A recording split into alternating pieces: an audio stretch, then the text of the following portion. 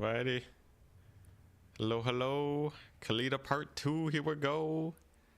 Last we left off, we had many an enemy nearby that needed killing. But we did have 3 armies. So hopefully they're able to clear this up. So we got like a Skaven stack over here. Strix, thank you very much for the good luck. Got Skaven stacks and Raid stance. We got Abhishek with the Arachnarok spiders. Cloven Rage Heart also with the Arachnarok spiders. Thorak just chilling. This'll be a doozy. This'll be a doozy for sure. Now, my first thought is, can I kill this Skaven? They have for themselves a bunch of clan rats, a bunch of regiments of renown. Okay. Okay, and then there's Queek, who has more clan rats. Now, this army's not especially strong. We could make Sandstorm attrition. Probably gonna do that. And then, yeah, then we're just saving up. Saving up to get army capacity, new dynasty. Seems like a plan. All right, here we go. So we'll start off with the Sandstorm attrition.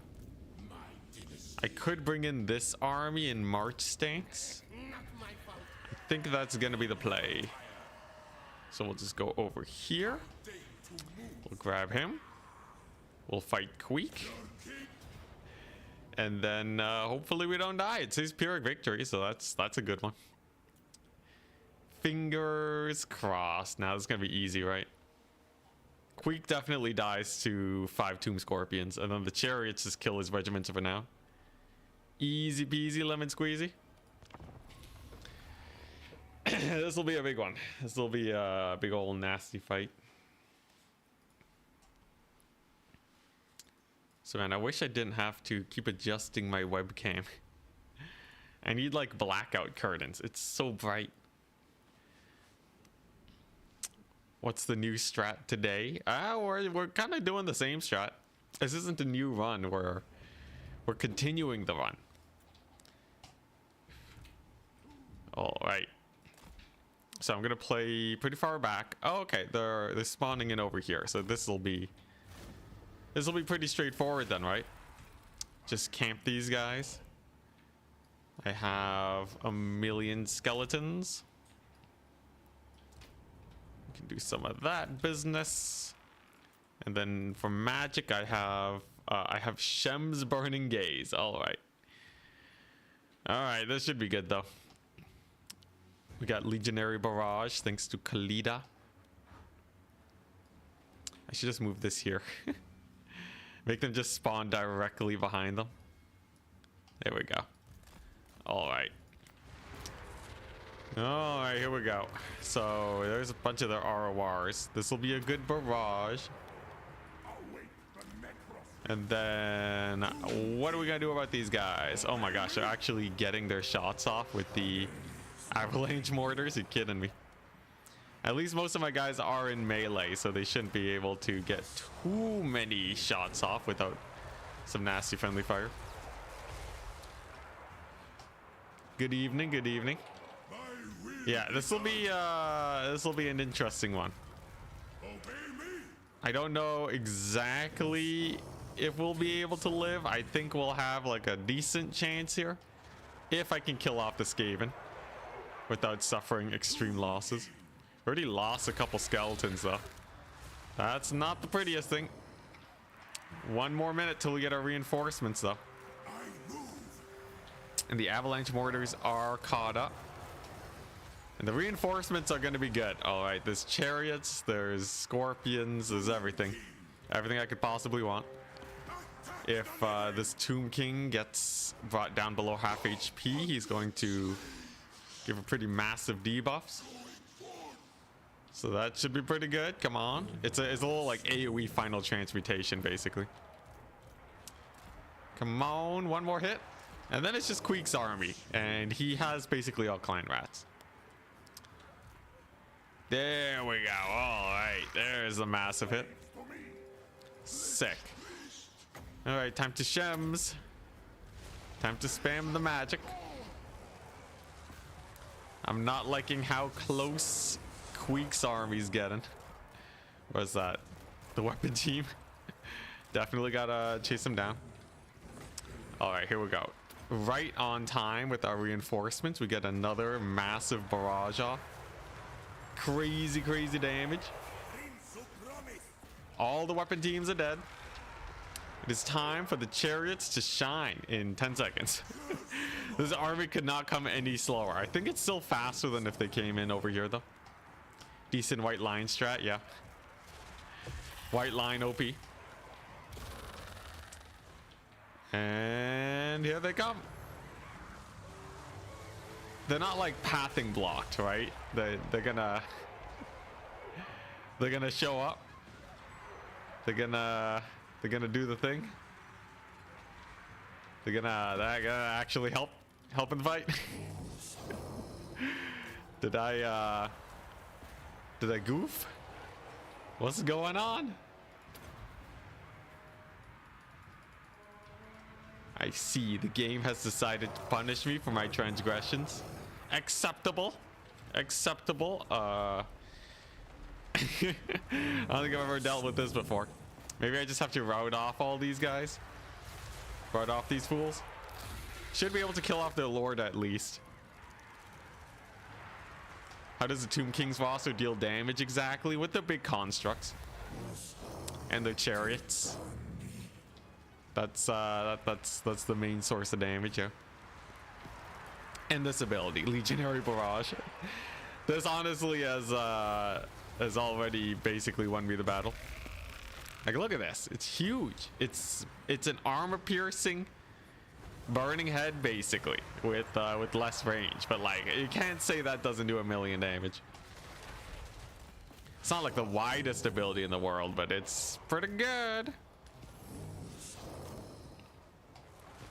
All right, are my reinforcements, are they gonna, what do I gotta do? Is it because the Skaven army's still here? Am I not allowed to spawn in beside a Skaven army?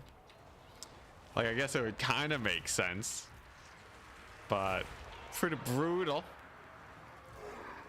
We're out of Legionary Barrages too. Move it, bro. I can't move it. It won't move. They're set. All right, here we go. Pull back these boys. A little cycle charge should do. It's Queek versus Queek and 2 of his boys versus 2 scorpions and 4 other tomb boys. Okay, there we go. We got one of them routed. That's solid. Get him out of here. All right, sick. So that should let him reinforce with more units, perhaps. It will move if you believe. I'm trying my best. All right, here we go. These guys got to evac. Things are getting a little too spicy here. I think it's because like my units are in the way and his units are in the way of the reinforcements or something. I've never experienced this before. Mildly sus, but you know, it's one army versus one army. And you know, once we get the reinforcements, we'll be fine. So let's just pull away from the Queek. There we go. And there's the reinforcements. Could have shown up a little bit earlier, but acceptable. Acceptable. All right, Scorpions, this one's on you. If we can beat up Queek here, we're crushing it. Unfortunately, I don't have a lot of my actual chariots. I'm sure they'll arrive eventually. Come on, double Scorpion. I gotta jump Queek with them. And then once I get these heroes in, then we should be fine. A little bit of a sus battle. Definitely should have just taken the field battle, given that we have the mobility advantage. It's fine though, it's fine.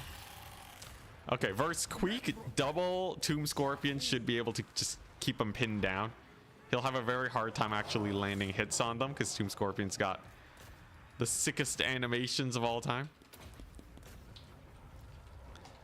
All right, what do we got? What we got? Some archers. Oh, there we go. There's the chariots. Now we're cooking. You're asking how the Tomb Kings do damage? This is it. As long as they don't glitch out. Because they're kind of spawning on top of dudes right now. Whoops. Don't want you to die. There we go. There's the damage. There's the terror. And like a glove, like a glove, we achieve victory. At great cost to my mental sanity. Oh, what the what? Why are these guys so low all of a sudden? Come on, don't you die. Don't you dare die. You are not allowed to die, good sir. There we go.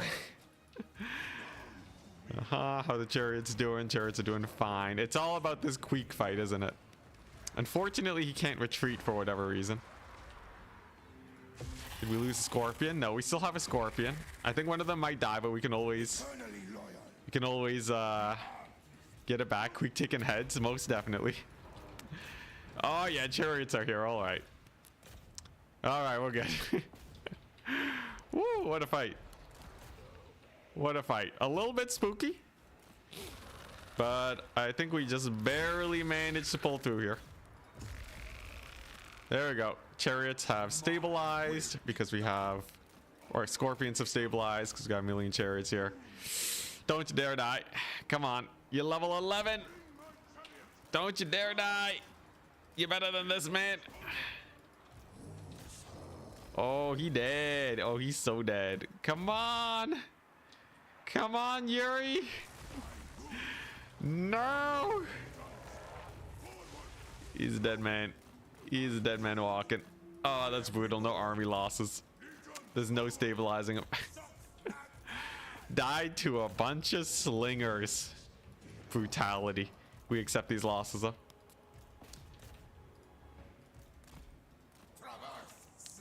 You think there's too many units close to the line? Yeah. I guess it must be like a unit proximity thing. Oh my gosh, this Queek does not let up. Even after losing most of his army, he's still kind of cooking.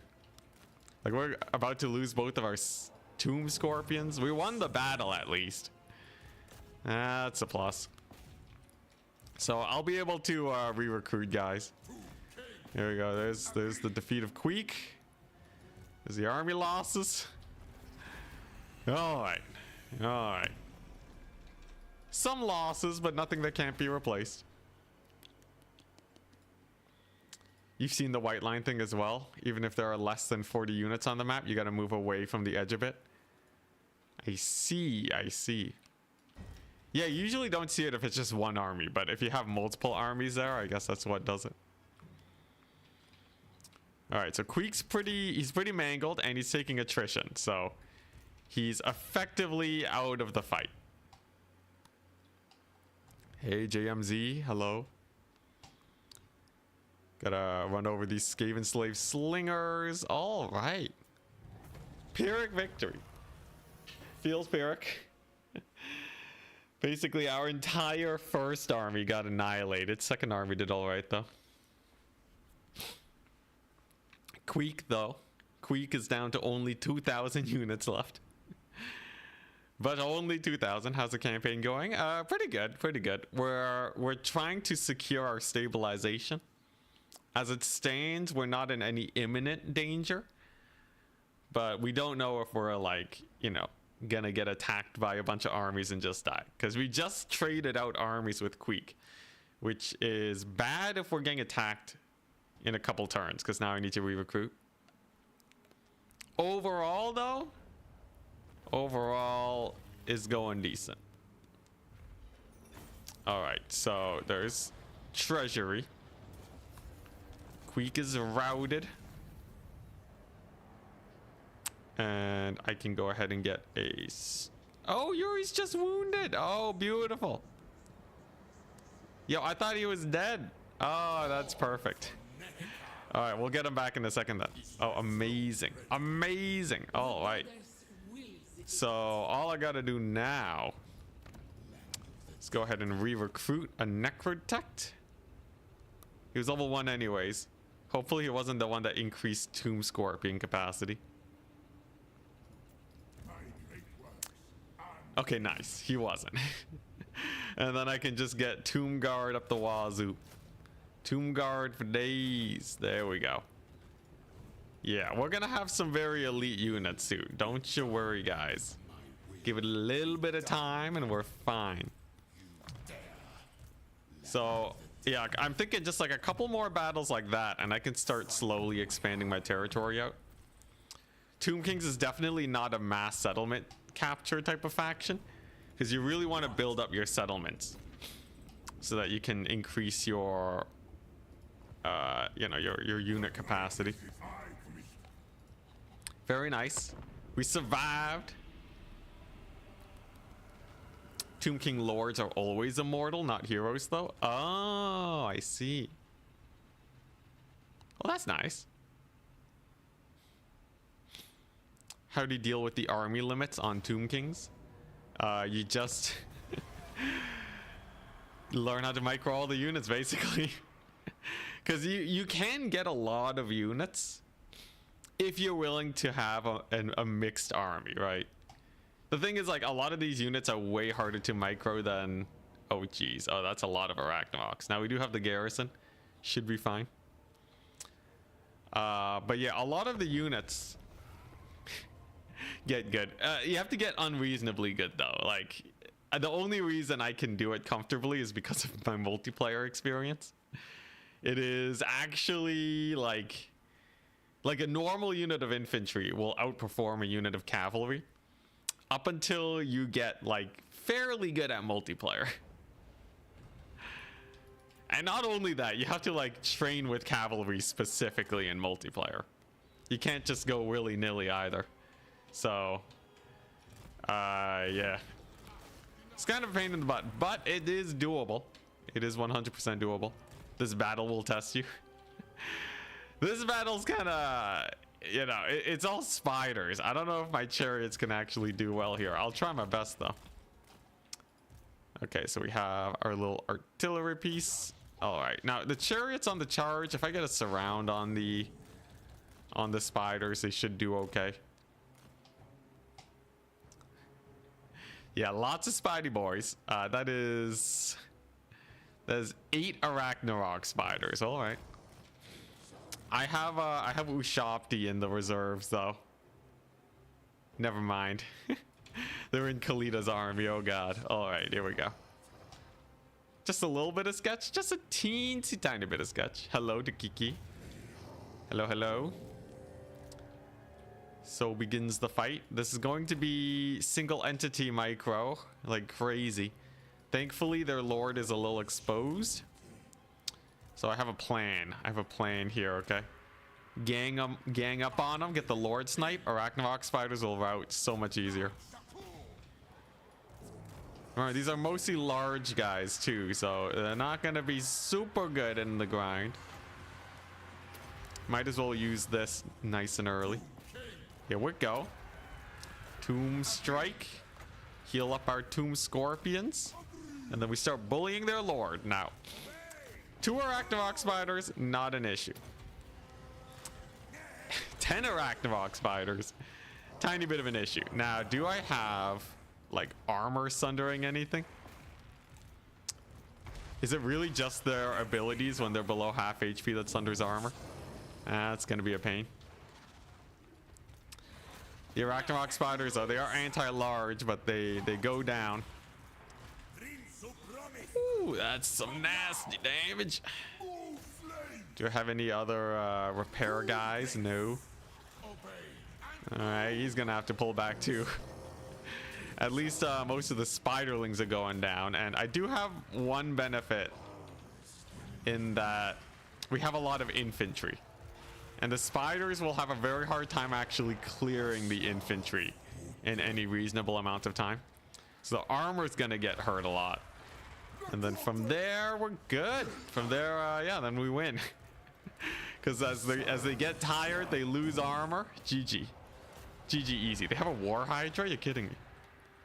They straight up got a War Hydra. All right. Well, let's just keep my archers alive. I think that's basically the main focus here. Let's keep this guy in the back so that we don't lose him. Okay, one Arachnarok is down. Let's go. That's 2 Arachnaroks. All right, nice. And now we just blob them up in the infantry. Keep them occupied. Maybe kill off their lord at some point, and then we're smooth sailing. I'm not worried in the slightest. What am I killing first? The War Hydra, I guess. I'll kill this Arachnarok spider.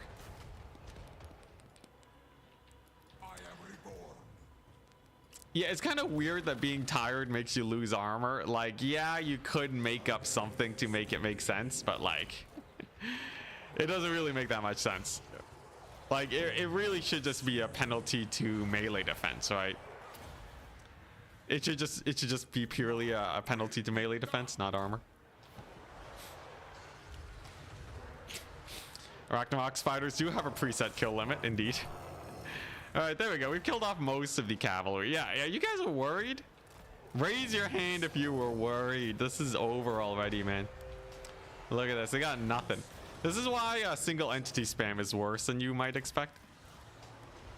Because single entities without support are actually a little bad. They're a little bit bad. All right, there we go. That Arachnarok spider's down. 8 more to go and a Hydra. I guess it's not over yet exactly, but I'm feeling confident. All right, chariots cooking. And most of these guys are down. Wonderful. So let's just pull this back, hammer this area. And then the long grind begins. The very long grind. What argument would you make for losing armor? Like, if you think about actual fights with knights, right? The whole point of armor, or like the whole idea of getting past armor, is you're trying to get between the gaps in the armor, right? So like naturally, you know, it's not just about like parrying, right? Like your armor is actually physically less effective if you are too tired to you know, just like shove the guy off of you. And I think armor penalties kind of kick in once like a unit's really tired. Now, when it comes to spiders, that makes a lot less sense. All right, when it comes to yeah, when it comes to spiders, I don't know. Apparently, a swordsman is able to hit it better. But when it comes to infantry, I think you can make a mild argument for it. All right, sick. We've done it. We cleared the underlings. It's now time to kill off this lord, because all these are on the verge of routing. So I just gotta find that lord and beat him up. And then because we have the infantry advantage, we basically just leave these spiders here to grind in the melee. And they'll be kept busy basically forever. All right, the lord hunt begins. Yeah, and then like, because they're just constantly grinding in melee, they're just going to, I can just single them out with my single entities too. All right, nice. Lord is all caught up. We'll use our chariots to block these spiders. All right, sick. I think we did it. I think we're in the clear. Yeah, this battle is not that bad. It was not that bad. It definitely could have been way worse if they had some proper infantry. Yeah, because like if you like armor, right, is like it's only when you get hit, you know. So like it's like if a guy smacks you in the chest plate, right, then your armor is getting taken into account, right? But like sneaking past armor is like partially like. It's partially melee defense, partially not, you know? Because like melee defense stops like armor piercing, right? That's the whole thing, right? And then like armor piercing is like it makes sense that armor kind of plays into how it works. It's just trust me, okay? Just trust me. It's hard to formulate arguments when you're trying to manage a million spiders and not lose more lords than you gotta. Decent battle? Yeah, it's decent battle.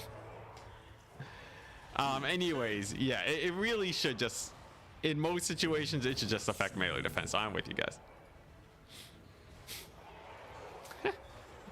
No, this was a decent battle. This was a decent battle, okay? I got free units, man. I got free units. In a world with free units, who cares? I just need the time to re-recruit them is all. All right, there we go. Lord's going down. We routed off this guy somehow with basic infantry. What a scrub. Absolute noob style. Let's see. Sure. When you're tired, your armor falls off. That is literally how the rogue idol works. I guess it's more like when it gets a damage, its armor falls off.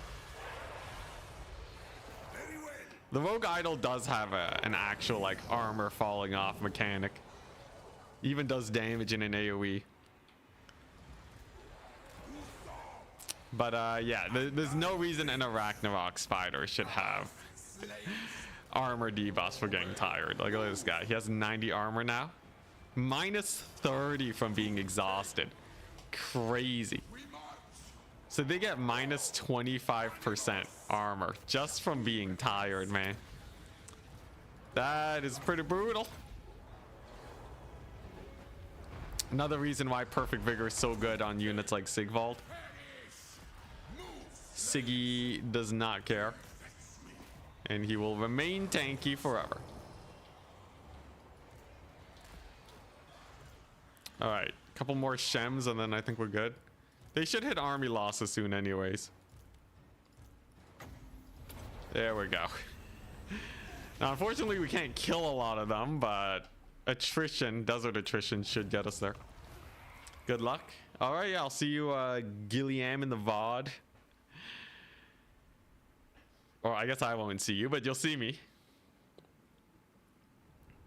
The armor rusts due to all the blood of my units.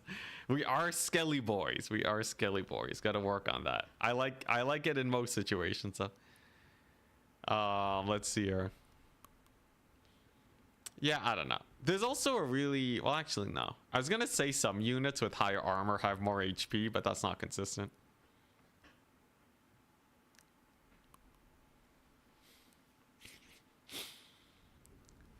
All right.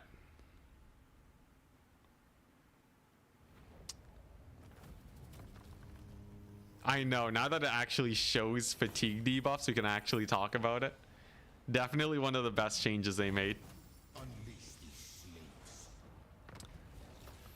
They have more effective HP. No, I was thinking like Blackguard of Nagaron have more HP than your usual infantry units. But I think that's just a Blackguard of Nagaron thing. I don't think it's actually a thing, because you have Marauders, right, that don't have a lot of HP. Like if you look at like Norska, so like Dark Elves, right? I was thinking like, oh hey, you know, Dread Spears and Blackguard actually have decent HP. And I'm like, it's because of their armor, but it's not, because if you go to like Norska, right? Marauders have 9,000 despite not having a lot of armor. Champions have the same HP basically, despite not having a lot of, despite having more armor. So it's not consistent. Strix, we're shilling for the like button. Thank you very much, good sir. It does help. It does help. For streams, I don't know how much it helps, but it definitely doesn't hurt. So if you do want to support, I guess that is an option. Wonderful. We got the Ushapti. We got the Ushapti bows. Wonderful, wonderful. Do I, yeah, let's put them in this army. And more Tomb Guard. Tomb Guard for days. So what I'm thinking, right? Oh, hey, it's Krokar. I needed to kill Krokar. He has a good defeat trait, apparently. Our goal is, yeah, we're working towards a new dynasty. I want that. That's a whole free army that we get of skeletons, at least. What helps streams? I think it's mostly on me. It's mostly on me because I need people to like show up to the stream and to keep watching the stream. So like, I don't know, I guess if you keep coming back, but I don't know if it like I don't know how YouTube actually shares the stream, if you know what I mean. Sorry, one second. Yeah, I don't know how YouTube actually, like, how it decides to show it to more people. It's like it might be similar to how videos are done, but it's way harder to figure out. Although I will say, apparently clickbaiting still works on streams. Like, if I just get a good title and thumbnail, that's fine. As long as you keep watching, I think I'm happy. That's all I need. That's all I need. And then it'll make me stream more. I need that motivation. Motivation really is one of the more important things when you're doing YouTube. Without motivation, you just don't make content. I kind of ran into that issue because because I'm still trying to make the long form video series work out. And like, because it's not getting as many views right now, my motivation's so in the dumps, man. Money also helps the stream. True. Money does help. It helps with paying rent, actually. Good news, I am making enough on YouTube to just barely cover rent. Which is it is a nice milestone to hit. On some months maybe not, but I have loads of savings because of my comp sci job. I always feel like I gotta state that, like, this is not me saying that I'm starving to death here. I don't need no sympathy, but yeah, we're getting there. Like, if I can just multiply my income by times 5, if I can just 5x my income, we'll basically be there. Which seems like a lot, but also isn't that much. Enticity OF when? What's OF?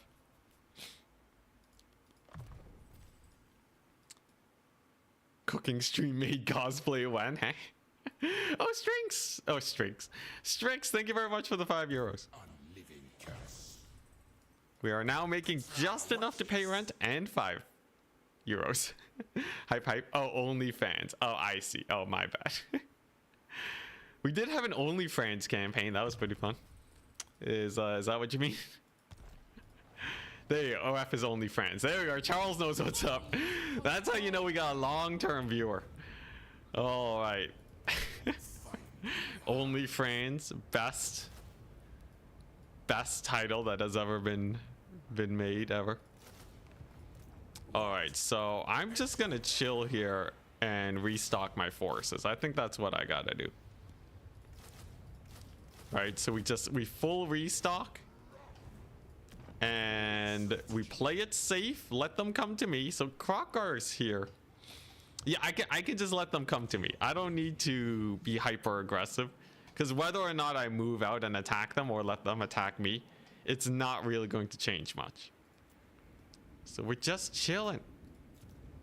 Hey, Heliophage, what's up, man? How's it going, chat? Oh, okay, you're saying in general. I thought you were asking about the campaign and you just like didn't trust my analysis of the campaign. You never know when I'm streaming on YouTube, say Zeno. You'll always see me on recommended on Twitch. Huh, interesting. Well, that's cool. Pay turn to shout you out as a multiplayer veteran and then stream tournaments equals stonks. That is what I did during my second year of content creation. And it was pretty good. It was pretty good. Oh, huh. Wait. You telling me these guys went through Cathay to get here? You want me to show you the path these guys took? I'll show you in a second. But yeah, that was like, I went super hard on the multiplayer content back in the day. It went okay, but I kind of hit a ceiling on it and I didn't really know how to grow more. Yeah, he came all the way from here. He went through Grimgore and the Chaos Dwarves, down the river probably, and now he's here. Yeah, there's some factions that just hate your guts. It's normal. What are we getting here? Obviously Tomb Guard buffs. Yeah. All right, so here's the play. Here's the play. I can't really sally out, but I can debate Krogar into attacking me. So if I go here like this and just kind of chill, I think they will attack me. And it's mostly Sauruses and Skinks. I got Chariots. This should be as easy as it gets. And then I can get some artillery going. And then I just gotta farm canopic jars. Showed up with a boatload of trash. Wait, did anyone take a look at his army? Does he have a lot, or is it all laborers? There we go. The debate worked. All right, 6. So we just gotta win it, right? Tomb Guard are 2648. Saurus are 3342. It's comparable. It's comparable, these two units. Armor's the same. Their damage is way higher. So the Saurus will outtrade my guys, but that's what the chariots are for. Lizardmen are weirdly susceptible to chariots. Recruit Scorpion through local. Did I do it through global? My bad. This is the unintentional one settlement challenge. No, thank you very much. Always made you sad how weak you felt Tomb Guard were. Are they strong on tabletop? I know Tomb Guard are like Tomb Kings in general are not a very infantry based faction. They're not like vampire counts, right? They're more of a construct faction. You think Drazroth would get here first? I guess he was busy. Settlements are overrated. Maybe not as the Tomb Kings. But yeah, are Tomb Kings, are they an infantry faction on tabletop? Building tall with Tomb Kings. I guess building tall isn't the worst. I'm surprised how many units I can actually squeeze out of this one settlement. Though most of it is getting that book army. The book army really helped me out here.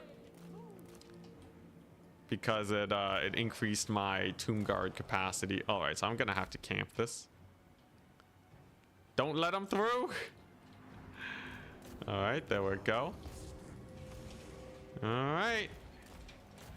Time to roll over some skinks. This is gonna be a bit of a grind fest of a battle.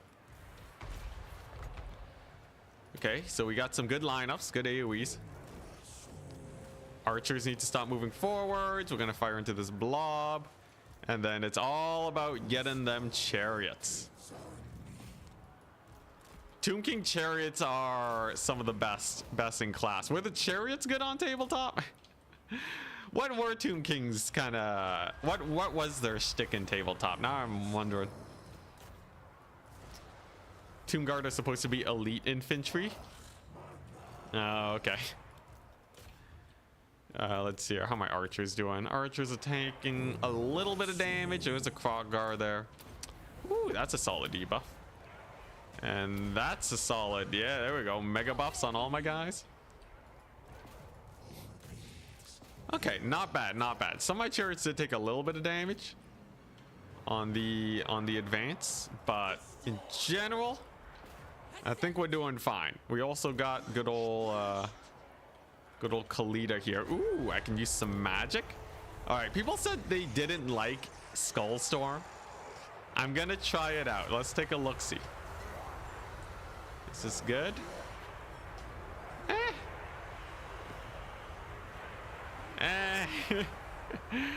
Like, it's not hot garbage. It's not like it's not blowing my mind or anything, but it's an ability. I rate it, it's an ability out of 10. Obviously not the most optimal situation for it either. All right, here, let's get another one of these. We'll try it again in a bit. How's Krogar doing? Is he dying? Should be going down. Let's see here. Yeah, let's heal up the constructs. How's Crockeboy doing? What is that? He Helm of Discord and me? What a guy. Helm of Discord him back. Just give me a second. Certainly a vortex of all time. It, you know, it did damage. It did damage. Not all vortexes do damage. All right, there we go. That's a sick debuff. Here, let's try it again. Let's plop it right on top of those Blessed Saurus and see how it does, okay? Guaranteed. Yeah, it's like, you know, how much does it cost? It costs 9 winds of magic. Okay. Yeah, it like, you know, does it compare to Burning Head? Maybe not, but like it does damage. It also friendly fires you guys, so. All right, yeah, you guys are right. It's a little jank. It's a little jank. All right, let's keep spamming this for the heals. How the Tomb Guard doing? Decent. Doing pretty decent. They're chasing off these guys.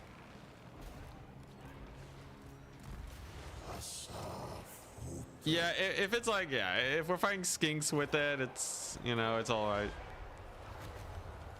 Definitely, I should just be using this ranged buff on my artillery instead, though. And there we go. We wrote it off. The big monster. How the chariot's doing. I haven't really been microing them very much. Let's pull them out of combat and get another big charge in. Okay, this should do. And then with Crocky G going down, I think we're set. There we go. Yeah, the chariots do way more damage than the Skull Storm. They do a significant amount more damage just with a single charge. All right, where's Quackar at? There he is. I will say he does live for quite a decent amount of time. We are losing a lot of infantry too, but I've been speccing pretty heavily into recruitment, so not a big deal. Not a big deal. Roomba needs to pull out. Don't want to lose that. Very expensive tool. There's the army losses. Nice. All right, sick. Very nice. Very nice. All right. Not bad. Not bad. So that's going to give me an army-wide buff, somebody said. Quackar gives that. Better to spam cheaper spells for the healing passive. Yeah, especially when you have this many units. It'll actually heal like thousands of HP spread amongst everyone. So Tomb Guard were elite infantry on tabletop, but only comparable to other Tomb King infantry units, which are skeletons. Okay, so maybe CA did do a lore-wise thing.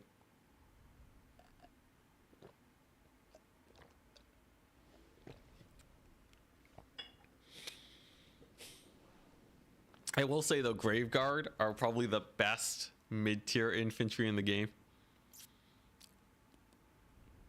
Like, I think Graveguard are the best mid-tier infantry. If you classify Tomb Guard as mid-tier, they're some of the best. Nice, we only lost a few units. Loads of money. Now, how do I get canopic jars? Do I get canopic jars from battles? Because I don't see any. Do I only get them from settlement fights? Because then I should be farming this up then. I'm going to start doing that because I think that's my limiting factor. Saurus are like high mid-tier. They're high mid-tier because of their price point. Berserkers are really good on the opposite side of the spectrum where they're damage dealers. Graveguard Halberds. Ooh, Graveguard Halberds. I haven't actually tried them out yet. I imagine they're quite good though. That is control and melee defense. Ah, so it makes Khalida a raid boss. Or I guess it makes this guy a raid boss. Quackar lived, which is perfect because that means I can kill him with Khalida now. Easy victory. Easy auto resolve. Yeah, canopic jars for days. We're making money just from fighting battles. Nice. So Khalida now has 70 melee defense. Amazing. Absolutely amazing. 6. So we wore them down a little bit. We'll have 2 tomb scorpions in 2 turns. Whoopsie daisies. You were right about recruiting the wrong unit.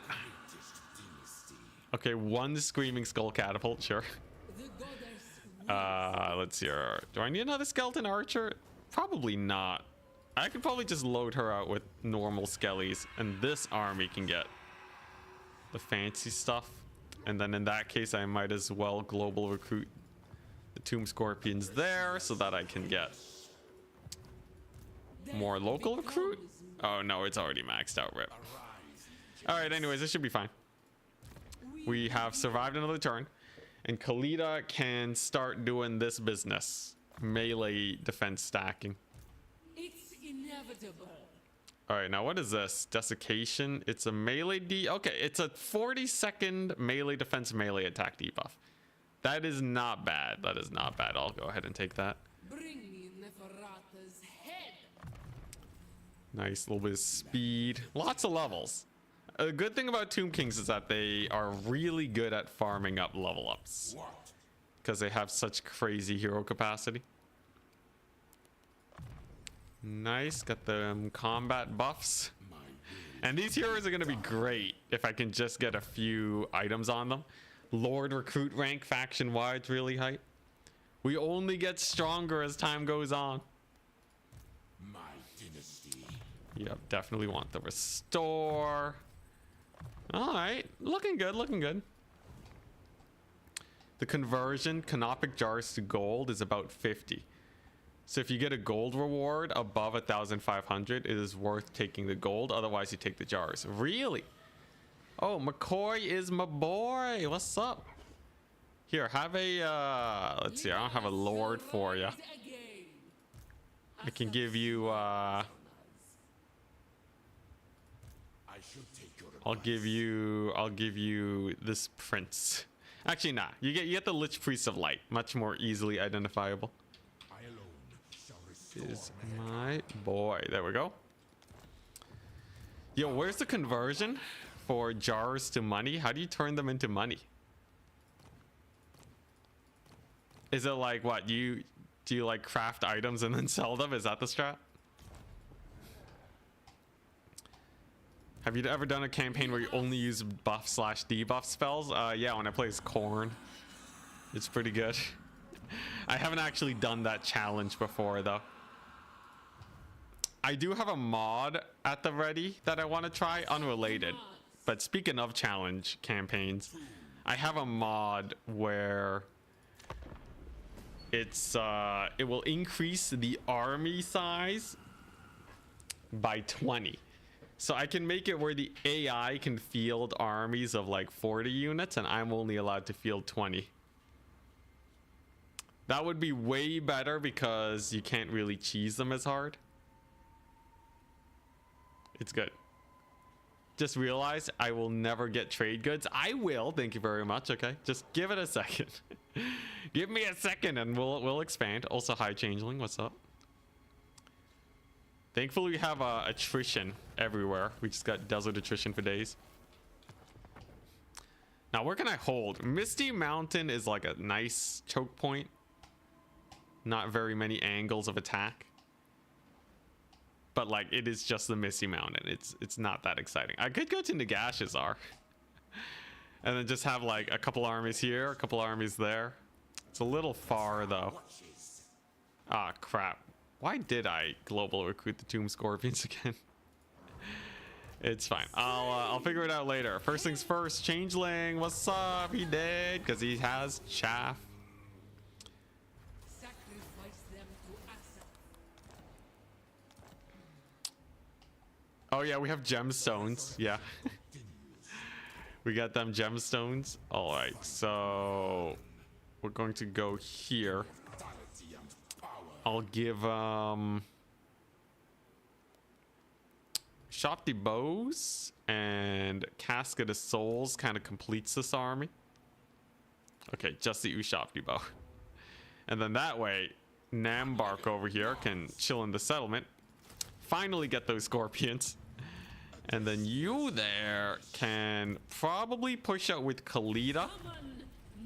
And I think we just start heading up north. Khalida also has massive melee defense now. Khalida. So she is reasonably tanky. Wills it. Now, as long as we don't get, you know, crazy attacked here, we're fine. Oh boy, all right. Interesting. We got a little bit of an army there. Now, we do have most of the books. Are there any other books that I want? Regions will be hit by a sandstorm after sacking or occupying settlements. Okay, now that's a good one. This is a good one. Unfortunately, I have to go all the way to Bretonia. A little bit of a trek. A little bit of a trek. I feel like the attrition we take on our way there will be a little bit too much to get that done. I will cull these vermin. Right? Do I heal in ruins? No. What the? Begin, animals. There we go. All right, so I'm going to heal up, and then we're going to take the fight to the Skaven. Lamia has a garrison. Actually, I should wait until I have another army. I should have 2 armies defending my capital. I should probably have 3 armies defending my capital. Let's play it just real safe, okay? Let's play it real safe. Hey, Reds Bull, hello. Any plans to join multiplayer tournaments in the near future? Depends on how near you mean. I think like in the next week, I probably want to play at least one tournament. I did see Turin was doing a single faction tournament the other day. Was that an invitational? Let's see, Total Tavern, or was it an actual tournament? Because I totally missed it when I was coaching Sotek the other day. See what? It's the 14th. It must have been an invitational. I don't see it on Total Tavern or anything. Yeah, but we'll be doing some tournaments. Ooh, that is a lot of extra experience. All characters 30%. That's like Skull Taker experience.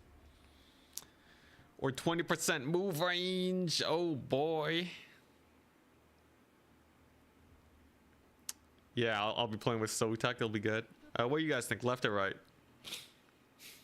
The Chaos Dwarves are gone. Dang, they just wanted to take a look. Lord rank. Yeah, but I won't be recruiting many lords. This is pretty good though. You know, let's do it. You convinced me, Heliophage. Consider me convinced. Alright, yeah, you see this? I move away from my settlement, they start coming in. Can't be having that. I'll let them come to me. I have the luxury of waiting. And Thorek, if I can win 2 battles against him with different armies, then we can really farm up his Lord Defeat trait, which will increase the damage of all my melee guys by like 10%. Yeah, we're sitting around for a little bit.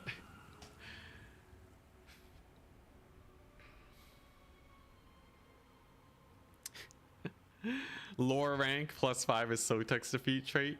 Battles are 4x faster is mine. 4x speed. I would totally take a buff for 4x speed. Like, you have to play at 4x speed, but you get some sick buff. Also, what the attrition?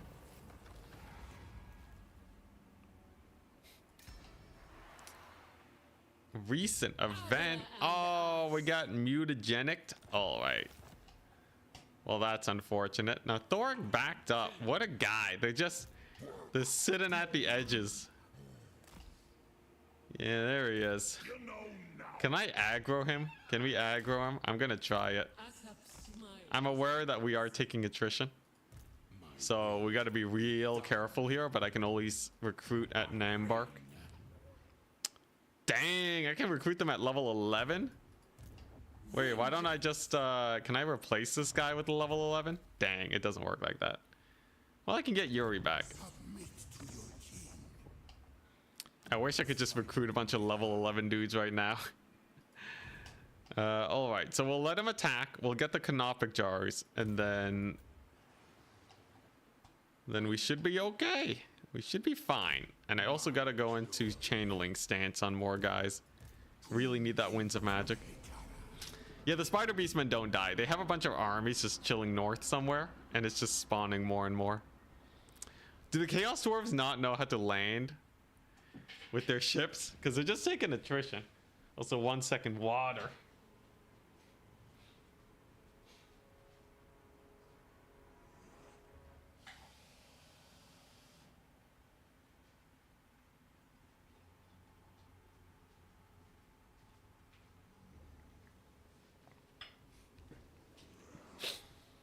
Khalida's quest is available. Oh, that's true. Definitely going for the growth. All right, so the dwarves are actually kind of wary of me. They are not excited to take me on. Interesting, interesting. Well, I guess we have a bunch of rogue armies to deal with. So we'll just fight them. Okay, so there's the retreat. Is this one in range of my... Is this one in range of Lamia? Should be able to hold, right? Ooh, actually, that retreat's kind of annoying. Alright, well, I guess we gotta wait for that thing to wear off. Oh man, that's a lot of Waywatchers. I don't want to get caught out, you know? Alright, I just gotta bide my time. At some point, we'll get enough money and canopic jars to get another army up, and then we're cooking. Tier 4 is also on its way too. That's probably the biggest game changer. Tier 4 will give me access to Bone Giants, I think? Or are they Tier 5?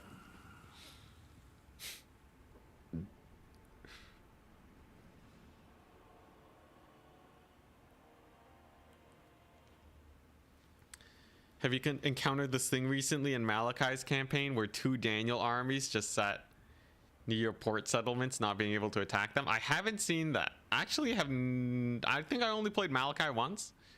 I don't know, I confederated him a bunch of times. I don't think I actually played Malachi. Luther Harkin hand cannons only. That would be pretty fun. Maybe after CA fixes gun units though. Okay, I kind of want to retake Liberus. Let's see here. I definitely need that army. I need a fight. That's kind of the weird thing. I need to take a fight. But like none of these guys will actually advance. Which is weird. Usually they smells blood in the water and they go for me, but I guess we are just we are fairly well powered up with our armies. I could try to bait them. Could wait a couple more turns. The more turns I pass, the sketchier things get. So I'm going to move up Khalida. And she's going to bait. Yeah, she's going to bait their armies into attacking. She's alone. And she can also retreat. So this should work pretty well. It's like I don't want to have to fight 20 Waywatchers on top of everything else. And if they retreat, I'm taking Liberus. It's the longest game of Warhammer Chicken you've seen. It's kind of spooky. Kind of spooky. Ambush chance would also work, but we ain't ambushing. Malachi's faction's fun but pretty brutal. I do like being surrounded. All right, sick. This is an easy victory. I just gotta waste the first volley of Waywatcher ammunition, and the rest should be pretty good. Is it Liberus? Libris? Liberus sounds better.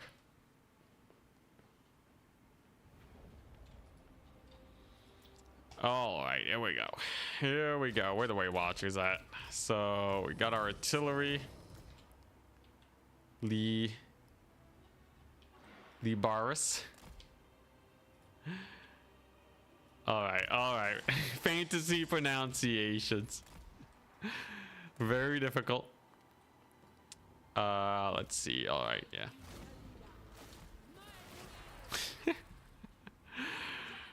All right. Yeah, Khalida's pronunciation has to be the most accurate. Also, by the way, I love the snakes. When you're far enough away, you see how their little models just look like they don't even slither. It's just one polygon just doing this. I love it. All right, here we go. Onwards we go. Where are they at? These Waywatchers are gonna massacre me if I'm not careful here. So we're sitting on the lower speed for now. Almost hit the X4. Am I crazy? Yes, but I'm not gonna hit X4. Yeah, look at them. Look at them slithering snakes. It's the same with the Ooh. It's the same with black orcs. Their great weapons become hockey sticks. They just become hockey players. Characters will be fine. They can dodge. There we go. Nice. So that is going to get rid of their main volley. And now we go for it. Here we go. So this should be, it'll either go very well or very terribly. I don't think there's much of a middle ground. A couple cold one knights are in here. Come on, chariots. Brace. Shoot them up. All right. Let's see how well these chariots do. Missile barrage putting in work. Khalida has her explosion. Infantry's coming on in. And I think we're fine. I think we're fine. We might lose the ROR stalkers. I'm okay with that. If they must be lost for the cause, it'll still be worth. Hopefully I don't lose too many of the chariots, so I'd rather they get chevroned up. Okay, yeah, and that's most of their guys distracted now. It's most of them distracted. So this little pocket here, I can just run them down with chariots. We can go ahead and kill off their lord now.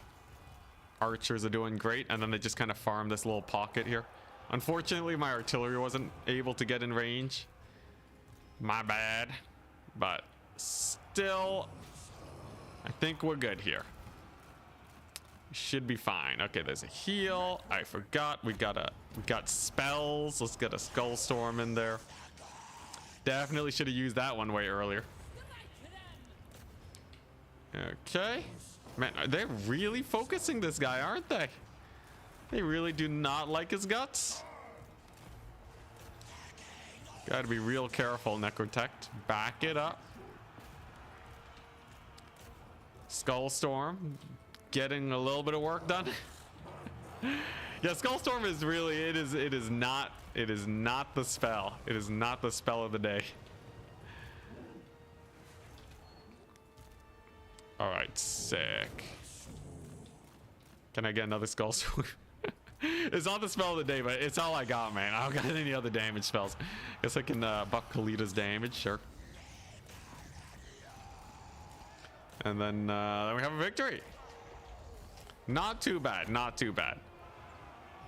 Definitely a little bit spooky. That was a lot of Waywatchers, but that should give me a whack load of experience, right?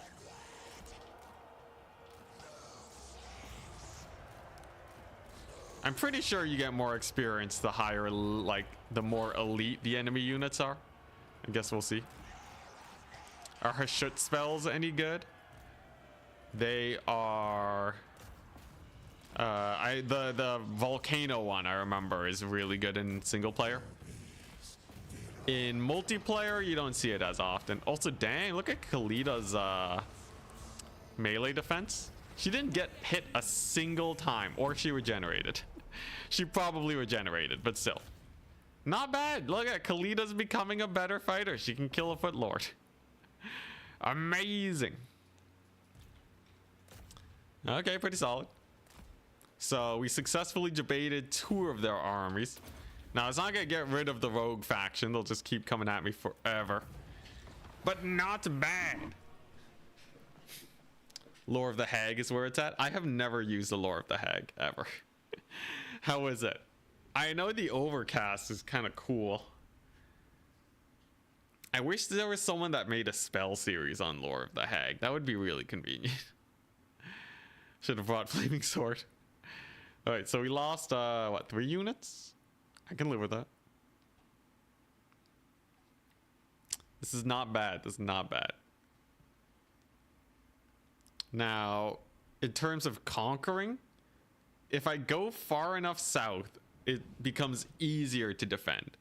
The only problem is the coastline. Yeah, coastline kind of sucks. Ooh, that's a lot of money. Someone said that this is more worth. I really do just need jars though. I need to upgrade my settlement. Let's get the money. Ooh, look at this. Looky here. So it's same deal. 1,000,000 Waywatchers. It's actually the exact same army. Okay. Should be able to win this one. I got 2 chariots.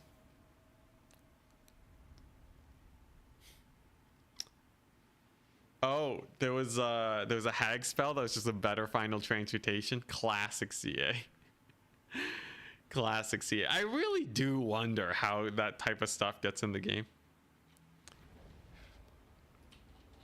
Although this is just hearsay, right? I haven't actually seen it myself. If true though, I wouldn't put it past them to just have.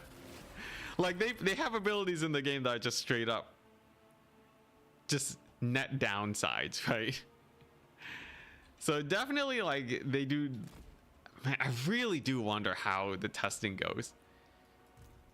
Because they definitely don't have thorough testing. But then what do they do? Do they just like whip out numbers? How do they do? I don't know. All right, here we go. So this thing's in range. So here's the play. We're going to scoot on up. Then we'll do well. Lore of Hashut Spirit Leech. Yeah, isn't that just like a really bad? Isn't it just like a really, really bad Spirit Leech? I don't think it's like that bad though, right? It's just kind of on par with Spirit Leech, maybe slightly worse. It's just really expensive. But I think it's actually not like... I think it's good. Actually, I'm really wondering now. Lore of Hashut.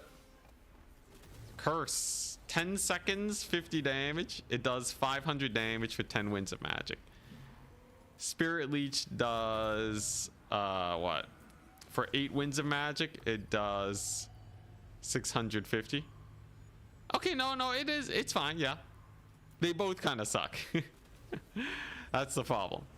But yeah, they are... oh, wait. Oh, my bad. 13 seconds. Oh, no, never mind. Wait, does it? Ooh, never mind. I was wrong. I done did the math wrong. That's 500 damage. This is... Ooh, man. Ooh, that's rough. That's a rough one. Yeah. Never mind, it's just a worse version. Now, there's something to be said about the Lore of Death being the best single entity sniping lore of magic, okay? That's pretty bad though, that's pretty bad. Especially considering Spirit Leech is not as spooky as it used to be. That and the green skin buff spell, man. Yo, I still have to test it out. Does anyone know, do the green black orc, does the black orc ability, is it still garbage? I would put my money on it still being garbage, but you never know. You never know. CA might have figured it out. Plus 50% damage. It might be slightly better on the charge. It might be like an activate on charge type thing. I'll have to do like some proper testing later. Yeah, it's 50% instead of 25%. So they did buff it. But it's like not by a huge amount really. So I really wonder, because the melee defense debuff is massive. It's really big. It is definitely something you have to be really careful about using, because it makes them die to marauders, you know, like significantly faster. And previously, they died to Marauders so much faster that it was just not worth using. Still garbage with really rare use. I really wonder why. Why are they so allergic to actually like crazy buffs? Because like, what is the worst case scenario if we get an OP buff spell that like everyone uses in multiplayer, right? Because like we've had OP damage spells. Come on, just give us a little bit. Give us something to chew on, you know? I feel like that would be so hype. Just like some crazy broken buff spell. And then people are like teching into nets and stuff to try and counter it. That would be like really interesting, right? Because it has so much more counterplay. One can dream, one can dream. Eventually. Maybe not eventually, seeing how they buff the green skin ability.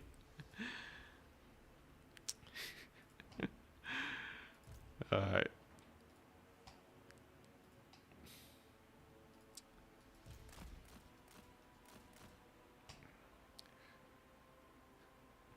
That is true. That is true.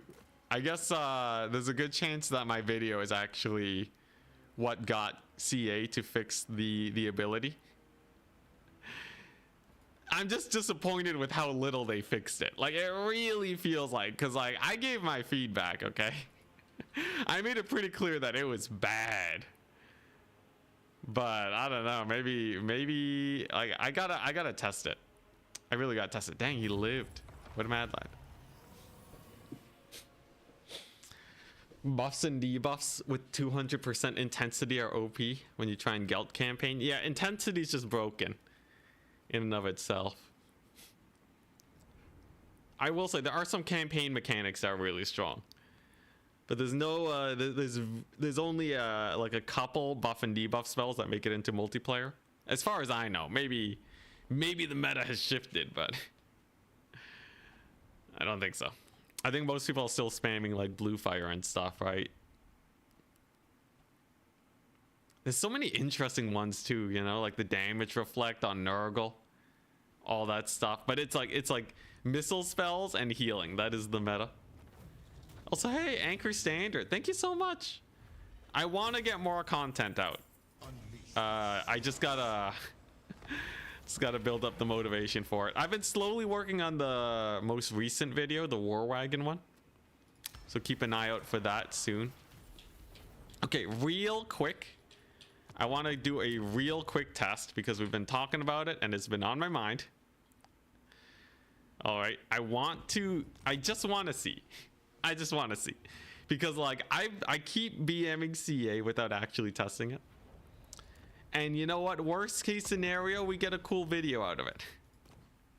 And by cool, I mean sad video. Let's see here. Multiplayer cross. Now, here's the thing, right? Here's the thing. CA, they added in an ability for Black Orcs that increases their damage by 50%. Let's see here. Yo, is Sandbox, does it still get set to 0? Man, oh my gosh. Anyways, all right, so Black Orcs, what is the most favorable situation here?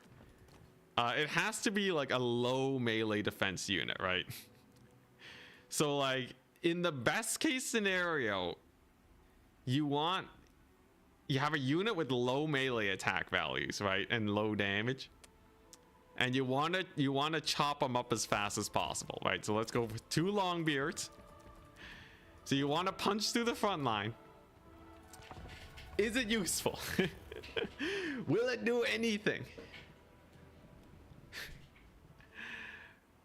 All right. Oh, you want a unit rename? Sure.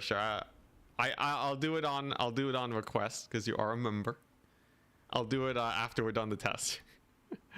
All right, so here's the thing. I made a video a while ago that where we had Black Orcs against a variety of units using the new ability that they got that increases their weapon strength and reduces their melee defense. It turns out it was absolute garbage. It was complete and utter garbage. Not worth using in basically any situation. But because of the popularity of the video, CA did do an update and they increased the damage from 25% to 50%. Melee defense is still massively reduced. What we want to see is if this makes any difference at all. Will it be useful or will it still be garbage? We're gonna test against Longbeards just to see if it helps route them off faster. So there's a charge. Okay, look at that, actually pretty decent damage. Okay, nice. We're gonna hold off on the wall, right? Just let them cook. Now the damage you're taking is pretty massive. The damage they're taking is kind of horrendous. These Longbeards don't even have that high melee attack, but the melee defense reduction is just so high. All right, so they're gonna route them off. They're gonna route them off soon. Come on, here we go. So, and the higher leadership should make the routing. It should make a pretty big impact. Okay, at 445. Okay, so then we let these guys fight. Okay, yeah, you know, they did route them off faster. Oh, and look at that. The damage comparison's actually not bad. It's actually not bad now. Okay, you know what? That's not terrible. Now it's kind of sad that both Black Orcs kind of lost half HP against Longbeards, but I guess that's natural. In a longer grind, I guess Longbeards do well. Interesting. You know what? That's not the worst. I think if you actually get the charge in, if you use it on the charge, it's probably, you could probably just get a net gain, and then you can disable it right away. 11 models difference. Test them into a lord too. Sure. So let's see here. Let's say like you have something you really want to kill quickly, right? So we'll give them I don't know. We'll give them 2 Scar brands, right? After this, I'll go back to the campaign. So 2 Black Orcs versus 2 Scar brands. Hey, that's not bad. That's not bad. Yo, maybe they did do the testing. They changed it in the recent hotfix. No, it was changed in the prior hotfix. Okay, now this one will be interesting. Hey, 50% damage. Yo, sick. Now they just need to make buff spells have an equivalent amount. Oh man. All right, here we go. Yeah, that's actually reasonably noticeable. They routed off the dwarves like a minute sooner. Against easier to route infantry, it'll be less of a difference, but yeah, not quite unstoppable, but still pretty good. All right, here we go. So verse the double Scar brand. We'll get their formations lined up. We'll just charge them in. This one's going to have the unstoppable choppas. The other one's going to be vanilla. So people say in theory, right, you know, units that have already high melee attack, they benefit a lot less from the melee defense reduction. God dang it. Is Scarbrand getting, yeah, difficulty modifier debuffs. It's fine though. We'll still test it out. Here we go. All right. So there is some battle RNG that will affect it. But if we just take a look at the damage, right? 2,000 damage on these guys. 2,000 damage. Are they not making that much of a difference? Ooh. Wait, 2,800? 3,600? Oh, okay, they are doing more damage.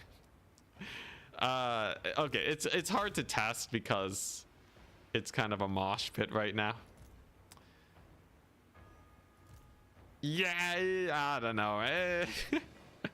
The ability is like a maybe use. The ability is a maybe use now. It's not a must use. I guess that's about where you want these abilities anyways. 4,000 damage. They end off with, okay, you know, I don't know. Now, it's just kind of like an, okay, like it's an ability, I guess. It is now an ability of all time. I will accept that. I will accept that. Yeah, they like it does what you think it will do now, at least. They do noticeably more damage and they take noticeably more damage. That is what you want in an ability. Previously, it would do like unnoticeably more damage and they would take noticeably more damage. They would just take more damage. That's all it did. So now it actually, I think it works as intended. It works as it says on the tin.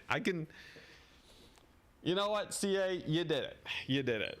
Does it like make me super excited to use it? No, right? Like most of the time, it might not be worth the button click. But if you're trying to like punch a hole in the dwarf front line, it will rout them off faster. Oh man, that's a garbage army. You guys were not kidding. All right, so let's get rid of the mutagenic energies. I got my recruitment here. Do I need archers? Nah, we need a front line. All right.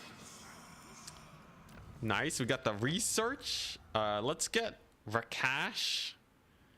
Because he buffs Skelliot boys, right? No, he gives income from all buildings faction-wide. All right, what does this do? Growth? Oh, okay. You know what? Sure, let's just get... Oh, dang, he's expensive. Never mind. He costs a lot of jars, man. I'd rather just have another army. This is also really expensive. God dang. Okay, you know what? Plan B. I'll just get one of these. Which one of these is the good one? I remember someone saying the 4th and 5th. Or no, the 2nd and 4th was it that were good? I can just buff Tomb Guard. Okay, no, let's do that. All right. And then we got another casket of souls. Amazing. Cornucopia jar. I said it again. Dang it. Every time. Yeah, sure. Double casket time. Here we go. Can I just make an army of caskets of souls? That's true. That plus 10% post-battle loot. I'm already filthy rich, though. I don't need it. All right, what do we got? Spells are pretty maxed out now. So not really much left to get on this guy. Ooh. Where's the scorpion? Dang, no scorpion. What's the best here? I'm pretty sure Necro Sphinx or War Sphinx is the best. No, Necro Sphinx is the best. It's just it's more expensive than the other ones, so we'll go ahead and pick that up. Let's get our healing. Yeah, we're cooking. We're cooking. I think I'll probably do a longer stream today, and we'll see if we can finish this off. Cause like I think we're not gonna die, right? I want to be able to like secure like this little area. And then if I can secure like a few provinces, then I think we're pretty well set after that. All right, in turn. Yeah, Titan ain't meta, but he's real cool for sure. The Enticity seal of approval for the green skin ability. It has the I'm not gonna make an ability on it seal of approval, or I'm not gonna make a video on it seal of approval. So that's good. I don't think you can call it complete until Thoric is wiped out. Probably, yeah. I guess I'll just march on Thoric though, right? Why are there so many rogue armies? Because we have the only war mod on, and those are all the book armies. They just kind of beeline to you. Alrighty, so our garrison here. 2 more turns until that's secure. A lot of screaming people. All right. Yeah, so I need to spend yet another turn to heal up. But we'll have that 4th army after I just get enough jars. That's all I really need. Just give me the jars. We're gonna get the jars, we'll get the army, then they should be able to defend against... These are a lot of rogue armies. Unfortunately, you can't... It's just super hard to finish them off. But yeah, I think we'll just start heading to Thoric. I don't want them to start teching up. Like, Thunder Barges are gonna be a menace. And if I just keep hitting the end turn button, he's gonna get a lot of elite units and we'll just die. All rogue armies are College of Pyrotechnics. They do die to cavalry. That would be hilarious. So, I wish it was easier to mod the game. All right, it's time. It's time to advance somewhere. What am I doing? So that's the spider stack. I definitely have to kill that before we go anywhere. All right, Khalida, go get him. All right, now you might think this is insane, but we've won battles like this against less, or with less. I got Khalida, I got these guys. She's a menace. Anti-large. Armor piercing. Yeah, she should be able to kill all the spiders. And then the tiny ones are not a problem because they're all mini. They're all mini. So they'll just act as spears. Oh, and it's a bridge battle. Amazing.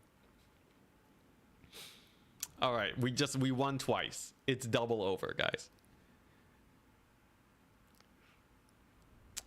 Also, the real challenge would be replace the entire world with Vashnar's Conquest.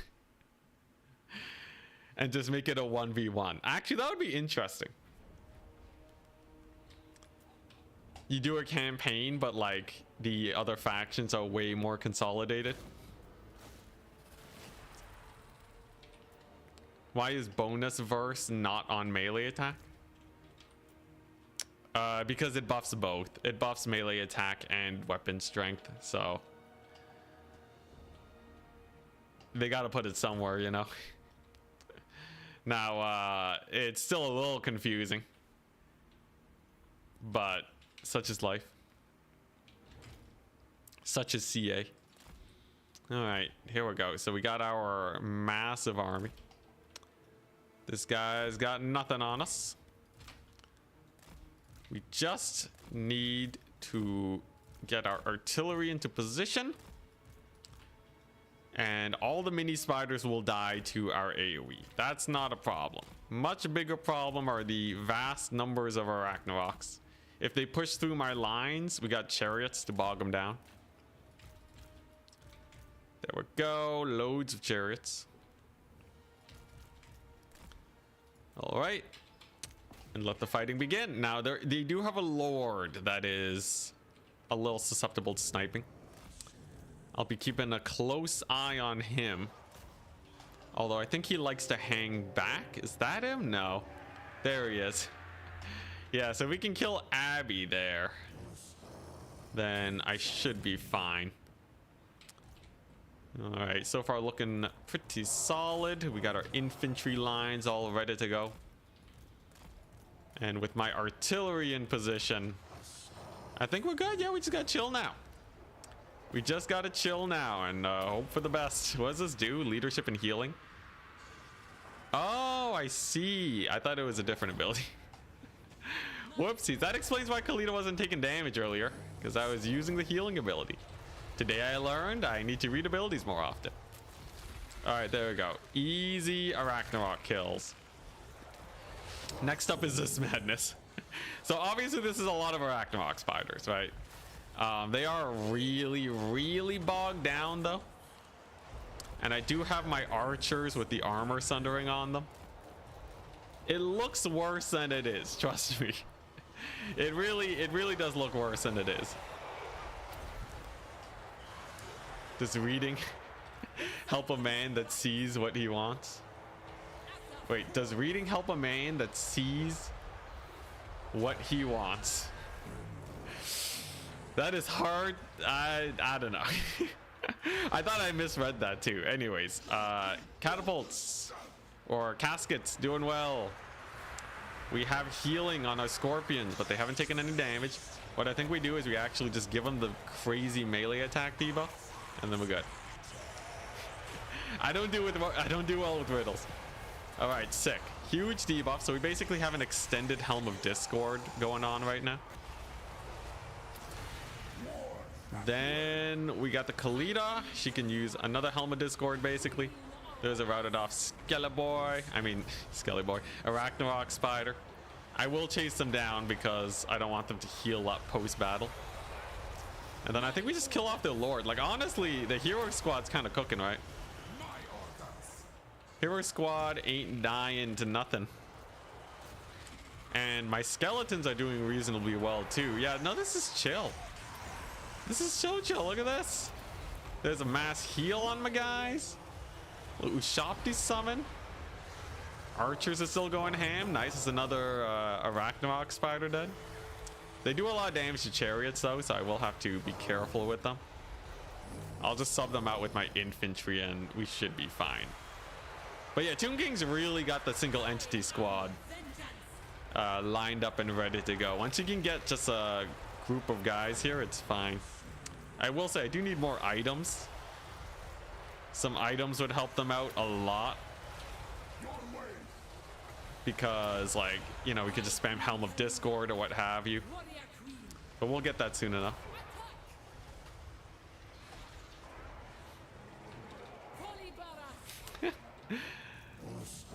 You know, the Black Orc ability is, it's all right. It's all right. But yeah, even I know you're memeing, but it is kind of crazy how even a unit with 100 melee attack. Okay, wait. Yeah, no, a unit with 100 melee attack would still benefit from getting the melee defense debuff. It would go from about like a 80% chance to hit to like a 90% chance to hit. Actually, maybe a bit more. It would be like a 70 to a 90, I think. Which is like a decent amount of damage. Like almost no matter what, it's gonna do. You're gonna take more damage. But you know, it's an ability now. It is an ability that one might want to click. Amazing. Also, I forgot, Khalida's AoE heal's really good. And it's not just Khalida, they all got it, but like, her heal will be really good with that hero blobbing. Alright, very nice. Let's go ahead and kill that random war hydra that's just chilling. Another spell, perhaps? Another melee debuff. That should do well. All right, sick. Oh, this more? Dang, there's a lot of these guys. Yo, we're annihilating them. Back to back armies. I will say, Tomb Kings are a lot stronger once they get going than people expect. Especially if you aggro the books onto you. But like, I think mid-game Tomb Kings is really good because they don't have to worry about economy. They also do a lot better in challenge campaigns once they get to the mid-game, because I don't have to worry about, ooh, that's a nasty breath attack. I don't have to worry about things like, you know, needing economy buildings, right? They scale up based on the turn counter. So like, in theory, the longer time goes, the stronger we get, while the AI kind of caps out on turn 70. At least they start to plateau around there. Yeah, hit chance is 35% chance. Minus, plus melee attack minus the melee defense. So if it's even, then they go from 35 to 59% chance to hit. So there's still room for another 30 difference. So that means Black Orcs have like what? Yeah, a unit with 30 melee attack above their melee defense will benefit from that. That's the end point. That's when they stop benefiting. So you would need a unit with, oh, actually, yeah, you would need a unit with like 70 melee attack. Wait, how high is the melee defense of Black Orcs? I should check. Tomb King's strength is army research and army crafting. And their chariots, okay. The chariots hard carried early on. That's true. Most Tomb King campaigns, you can just barrack spam, and archers and skeletons kind of cook. Yeah, what was okay, well, first off, I'm getting jars. We have enough money. Winning fights just gives me infinite money anyways. So Black Orcs have, where are they at? Black orcs have how much? They have 32. So you would need a unit with 60 melee attack. Is that right? 60 plus 35 minus 32 plus 24 is 87.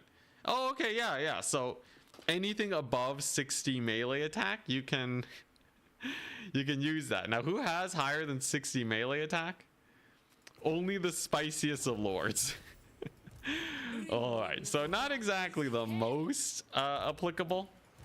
Well, it's not like always it'll be value, but like, you know, it you can definitely use it at that point, that's for sure. If you're fighting against core and in campaign and they're hella buffed up, that's an option. Nice, local orc food is huge for if we take any casualties. Ooh, there's the desert strike. Now I need to go redline skill tree on more of these guys. Redline skill tree is where they get that healing AoE, and people have correctly identified that that is the way to go if you're playing Tomb Kings. Yeah, 2 more Tomb Scorpions, thank you very much. Okay, Necrotex with Tomb Scorpion spam is kind of good. I will admit it is kind of strong. We will be taking full advantage of that. Unfortunately, Khalida too far to get her healing. It's fine though. Yeah, now we just wait for more jars, and next turn get this settlement leveled up. Nice, we're making good progress.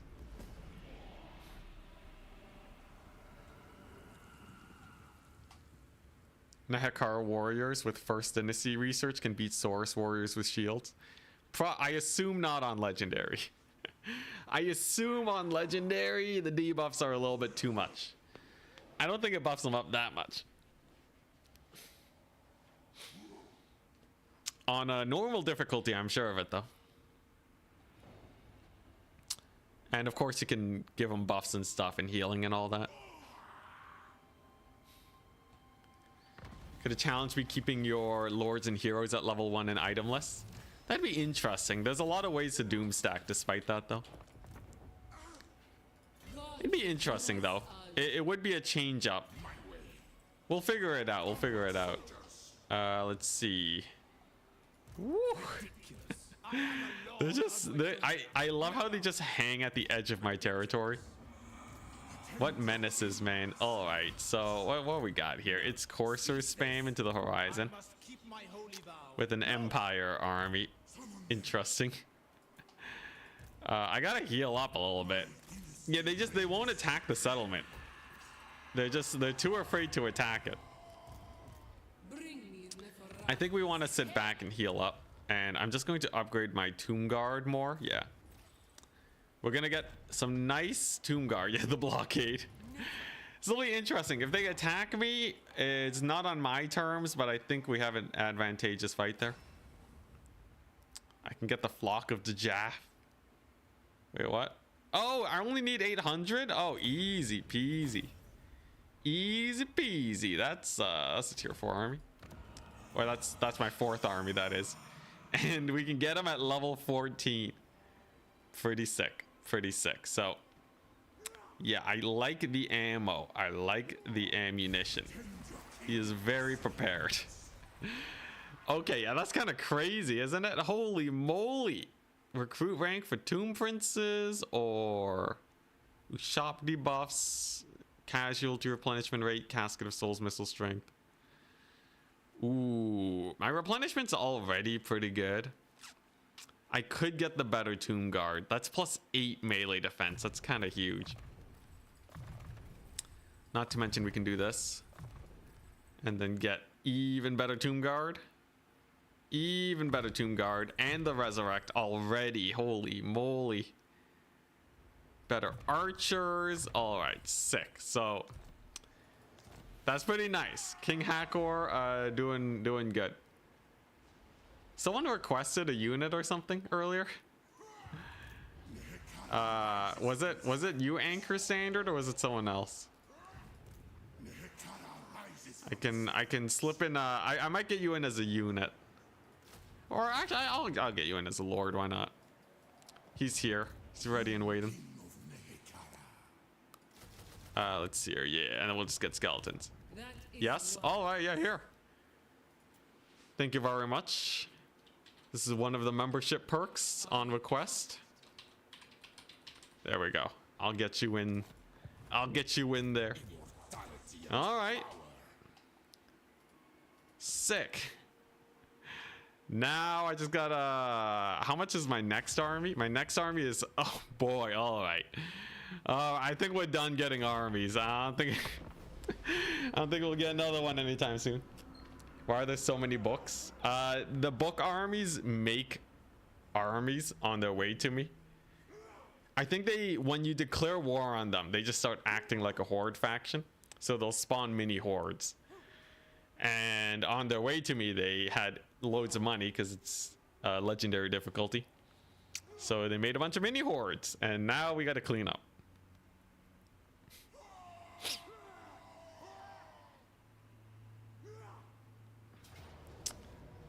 It said 3 out of 5. I have another army slot. Yo, hi. All right, I don't have to play this battle, right? They're just gonna die to chariots, right? Or do you guys want to see the battle? Do you want me to play this one? Question mark. I'll ask the YouTube chat. Sorry, Twitch chat. It is a lot of Corsairs. If you want to watch a bloodbath, we can. We can also just auto-resolve, though. I got my entire force here. Oh, dang, it's pretty split. 47-55. Seems like a drag. It's close. Hobo Baggins, thank you very much. Welcome to the crew. I'll get you in as a hero. Okay, seems like it's trending towards no. I'll let it go to 60 votes. Ooh, it's so close. It's so close. And 58. 2 more votes. 59. 60. All right. Looks like we're autoing. Boom. Loads of experience for days. And I probably want to get money again so that I can make buildings. Oh, Nelly, here we go. Here we go. All right, so now it's time for the Bretonia stack. Now, this one's an interesting fight because they have Grail Knights into the horizon. Interesting. Who are they fighting? Okay, they're fighting the Khalida army. They're also sieging up my settlement. Who is Nelly? Yeah, real fight. Now we got a lot of Tomb Guard halberds. They're gonna hard carry. We have a wall that we can use. Put our backs to it. I think we'll be fine. The mortars do mean I can't play super passively though. All right, here we go. Oh, let's just march on them. I got military units coming from everywhere. Okay, so they're just chilling. Okay, that's fine. We can chill. This gotta... You do not want to spawn there. That's a bad idea. Alright, now do I wait for Khalida? I can definitely get some pot shots on these guys when they come onto the battlefield. It's also a free kill on most of the dudes. Most of their artillery. We got the supportful stalkers. They can get some work done. Alright, here we go. We got some men-at-arms. Oh, those are Ushopti. My bad. Get back here. Get back here, Ushopti. You don't want to tango with that. All right, 6. So first things first, we want to snipe out their lords and such. Khalida's army is just going to take a while to get here. Nice. Get a little bit of AoE down. Do we have a... Let's see here. We have a net dude. All right, not too much to do here. Most importantly, though, Ushopti on the Grail Knights. The Ushopti got to live, and they got to focus fire the Grail Knights because as the battle goes on, my guys will only get more and more tired, and the Grail Knights will maintain their leadership. That was a terrible shot. They just friendly fired. All right, we got a little bit of a big dive action going on here. I guess I can heal up the Tomb Scorpions. All right, and so far, you know, the charge reflect is cooking. Charge reflect is one of the better abilities on the halberds. That's going to get a lot of damage in. Chariots are doing well, and most of the forces are kind of lagging behind right now. I think as far as engagements go, this is about as good as we could possibly hope for. A little bit of a mosh pit here. I gotta be real careful. These guys got anti-large. They do not fool around. Okay, now we just want to start spamming this. So the reason we're spamming abilities is because it uses, it causes a heal. A quick, like, 5-second heal. But it's global. So it heals all my units that are in combat. And that's gonna help them with the grind. I have an AoE I can throw down here. You know what? Let's give them the Helm of Discord. This is why you voted auto for death. Honestly, I think the auto resolve is probably better than I could have played it. I am an impatient man. Oh boy, that's a lot of Grail Knights. Okay, first heal has triggered. Very nice. A good number of the Grails has gone down. We haven't lost any of our heroes and stuff yet. Ushabti are still online, though not operational. Oh, that's an AoE. Okay. Don't want these guys dying or anything. Can I pull them out? I'm gonna see if I can peel for them. Do I have any magic? I have a little bit of magic. Okay. All right. Yeah. Get him out of there. Where's Khalida at? I need Khalida to give him the heals, man. All right. Come on, everyone around Khalida. She's gonna keep you all nice and healthy. There we go. There's the big boy. And then Khalida is in here. Nice. Okay, we just have one Tomb Scorpion to catch up, and then she can do the big heal. I think it can hit an infinite number of targets too. Yes, it heals all allies in range. Wonderful. Okay, crisis averted. Now it's just yeah, now we just hero squad them. It was a little bit dicey for a second, but I'm feeling much safer now. All right, and then it's just a couple archers and artillery pieces. It's mostly this blob fight now. Might need to fight this one defensively. Nah. We don't need a fight defensively, man. Are you kidding me? We're mid-game Tomb Kings. They're indestructible. Get tomb struck, son. All right, now one of these guys should also have an ability, right? Shouldn't he have a heal or something? Was it this guy? No, he just has Tomb Strike. I thought I got the healing red line on one of the dudes. Oh, he's in the garrison, that's why. So he's not actually fighting in this battle. That's fine, that's fine. Let's get another underwhelming Skull Storm. All right, most of the infantry's gone. Get the Ushabti summon for maximum damage. Unfortunately, they do kill one of my Ushabti. This is definitely going to be a high casualty battle. I suspect I'll need to recruit most of my guys back. But in the end, we're getting levels on our heroes, and that's what really matters here. All right, where are the Ushabti pointing? Let's get them over there. Okay, most of these heroes should be participating somewhere else. This guy's just getting knocked down all the time. No, not the artillery piece. It's fine, we can get that back. There might be another attacker. That is true. That is true. We're winning this one well enough, though, where it's not too bad. And Khalida can full heal all my heroes, so that's pretty nice. Okay, another debuff. Hit him with the Helm of Discord. Yeah, the Grail Knights weren't as bad as I thought. They actually died to the halberds real fast.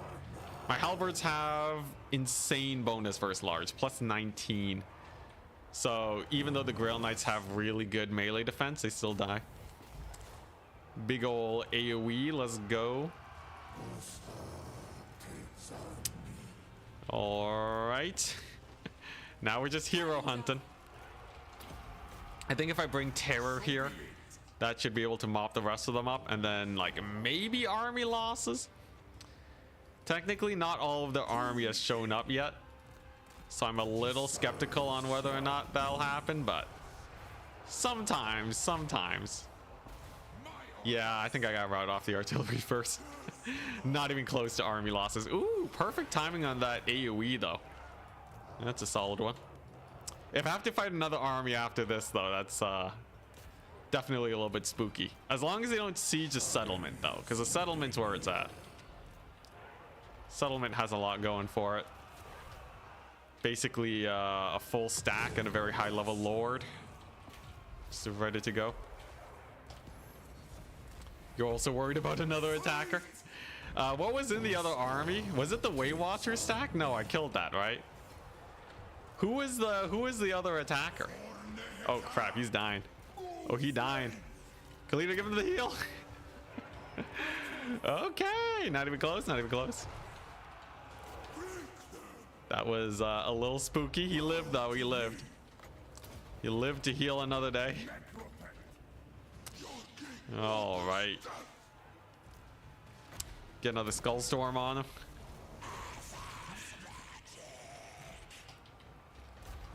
You expect like another 1 hour battle and then some hit and run. It's true, we haven't been reduced to that quite yet. That's a good sign. There's army losses. Nice. Pretty early army losses because of how big my army is still. Nice. All right, I got Tomb Scorpions to spare. We're fine. We're totally fine. In fact, a lot of them might even... It might not be a full army because if there's Battonian armies nearby, we'll be good. Heal your heroes. I'm working on it. Necrotech got a heal. Yeah, I'm committed to not losing this campaign. Okay, nice. Look at that slow retreat path. And that should be one more heal. All right, sick. Technically, I can stall them further if I move these guys, just in case, you know. What's a little bit of optimization, right? So this might be able to get the mortars to run the other direction. In time for Khalida to get another heal. Come on. Come on. You don't want to head this way. What are you doing? Mad lads. Oh, the slowdown. Let's go. Skeletons for the win. All right.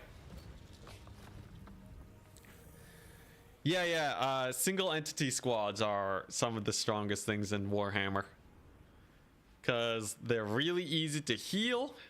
They're really hard to kill. They do a lot of damage. And they got items. Legend said Khalida is one of the hardest starts. It's kind of different because we do get the books really early, which kind of changes up how things actually pan out. Like, she might not be the hardest only war characters. I did have to restart a couple times though to figure out how to make her work. And we did have to farm for good RNG on the book positioning. Because without the early army book, we just get screwed over. So, like, I'm not going to say it was easy. Far from it. All right, sick. Loads of money. Yeah, early major settlement was huge. Oh, it was one army. You guys were freaking out over nothing. It was one measly army. We got the Regiment of Renown, and I got space to slam her in. Amazing. I might even be able to kill off the Bretonnian armies now for their great transgressions against me. All right, sick. Now, do I start farming up canopic jars again? Okay, yeah, sure. Let's just auto that. Yeah, I think we start farming up canopic jars. Okay, and now we are back in the lick our wounds phase of the campaign. This is good. This is good. We get stronger. I have more items. Okay, we don't have that many items. Yo, where are the items at, bro? Is it? Oh my gosh, we have nothing. I guess I have to craft them. I guess that's kind of the mechanic of the Tomb Kings. You hate snow, Idol, but why? Snow is great. As someone who doesn't have to drive to work, I think snow is amazing. Post-battle loot. Ambush chance. What does Renowned and Fear even do? Recruit rank and movement range. Movement range isn't bad. And extra money is fine too. Mentor is great. Might as well get that bad boy started. All right. And here we go. Red line skill tree. There's the reanimate, which is just leadership. One more level though, and then we get the better buff. Definitely want to get as many healing abilities as we can. And then we are reasonably well set. How does mentor work after hero is leveled to max? It just gives more experience to other guys. It just shares it. I don't know if it means you lose experience on your other lord, but once they are maxed out, I'm pretty sure it will share experience still. Actually, yeah, it definitely will. I've seen it happen before. So yeah, it's really good once your lords are leveled up. Banishment, that's a pretty good AoE. Sick, Tomb Scorpions for days. Master Builder. And yeah, Necro Sphinx for days. This is going pretty well. Yeah, we're really starting to ramp up. We're running into the thing where having so many fights is just like power leveling my armies right now.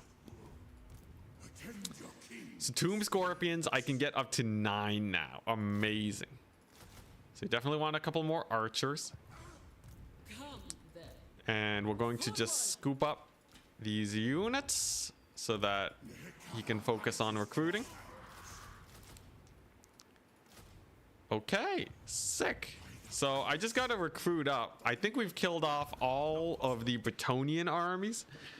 And then I got to start making my way down south. South seems like a good idea. Although, Pyramid, the Nagash Czar, man. Nagash Czar's height. I feel like I am morally obligated to take Nagash Czar with it being so close to me. Yeah, I'll probably do that. Now, what items can I get? Does anything cost only diamonds? I don't think so. All right, good to know. Do I? You know what? Sure.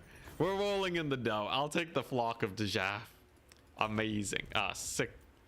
Sick regiment of renown. He'll definitely live long and prosper. Oh crap, I forgot. I have to add Hobbo Baggins. Reminder to self. Hobbo Baggins, I'll get you in.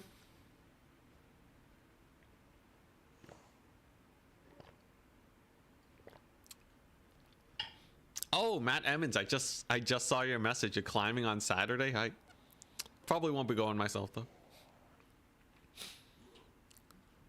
I haven't actually been rock climbing a lot recently. Rock climbing's fun, but like the risk of injury is pretty spooky. You know, I'm getting old, right? I'm getting old. I don't know if my body can take it anymore. Let's see here. Is this guy named? We're gonna give you we'll get you, sure, this prince Hobbo Baggins.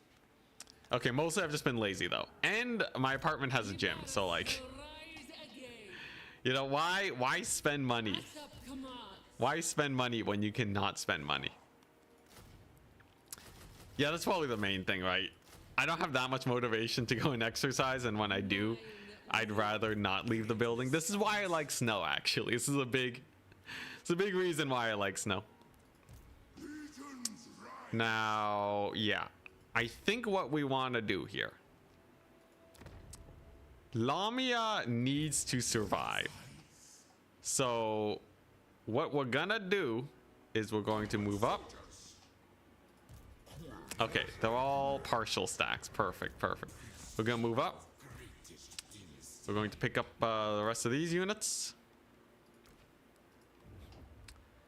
This is going to be my expeditionary force. It could be stronger, but it is simply not worth risking Khalida for the Nagash Czar. It is not worth, and I will not be going for that. Are there any Tomb Scorpion upgrades? I have so many of them. Tomb Scorpions, melee defense, melee attack, and speed. Is that it? That's really it, isn't it? Really? Tomb. Oh my gosh, they got nothing. Poor guys. Oh, okay. A little bit of bonus versus infantry. Oh man, yeah, it's real bad. All right, well, I guess we're working on our next army. Someone said, which one's the archer buffing one? I think I already got it. What is this? Tomb Scorpion, Stalkers, ammunition for casket. It's less hype than you'd expect. Okay, they're all kind of garbage. Let's just work our way up. Check the Lord in the third era. I think he's a builder. Construction time, and gives a War Sphinx. Oh, that's not bad actually. Sure, I'll go for him instead. Thank you very much, Idol. All right, it's the first one I researched was the archer one. Whoopsie daisies. Look, it's been like a week, okay? It's been a week. Ooh, Necrotect hero at my faction leader. Any ruins we can colonize, perhaps? Maybe a bit later. All right. Looking good. So begins our growth. We expedition north now. Crush some face. You think skeleton archers use their bones as arrows? I'm pretty sure it'd be too brittle. Bone arrows are not the most effective arrows in the world. There's like a lot of other materials you can make arrows out of. And like, it's not like bone is plentiful, okay? Just because the skeletons put themselves back together. Or how do the skeletons come back? Are they just digging up more skeletons constantly? Or like, do they regenerate? Do the bones come back? I do not understand the skeleton anatomy. It confuses me. We also have Imric here with a mid-tier stack. Let's just say hello. Hello, Imric. Goodbye, Imric. Feels good. Feels good. I'm so happy Tomb Kings actually have auto-resolve. Nice. And we get to heal. Now, we're a little close to these guys, but I think it's fine. All right, it's time, people. It's time. So we got two of these guys. They got some fighting they want to do. They're itching for a fight. Forbid this? Dude, it's just walking up, man. All right. So this might look like a lot of armies. Only 4 of them can participate in combat at the same time. So I go here. We're good. We're totally good. Now this says casualties medium. I'm pretty sure I did better. Oh, well, rip. I'm pretty sure I did better manually playing the battle. Yeah, this is definitely better manually played. So I'll do that. And then, yeah, we'll see how far we can go. Not the Carrions. Yeah, I don't want to lose the Carrion. Cries in missing Tomb Kings DLC. One common Lord option. You know, the Lord option doesn't bother me that much because you can get casters. But I can see how it bothers a lot of people. Yeah, choke point battle's amazing. The chaos just, or the Tomb Kings just like whoever is strong, just like real politics. I would not say that is just like real politics. If everyone just liked whoever was strong, then everyone would love America. And that's not exactly how it works. It's not exactly how it works. I think if you went to a good handful of countries in the world, I don't think they would be shouting, "We love America," you know? Yeah. Also, I do say America because they have the... The meme is they have the largest and the second largest air force in the world. The first being their air force, the second being the Navy. It's actually terrifying. If you look at the numbers, America's crazy large on the military. It's insane. Have you tried giving the banner to the reinforcing army? I don't think I can.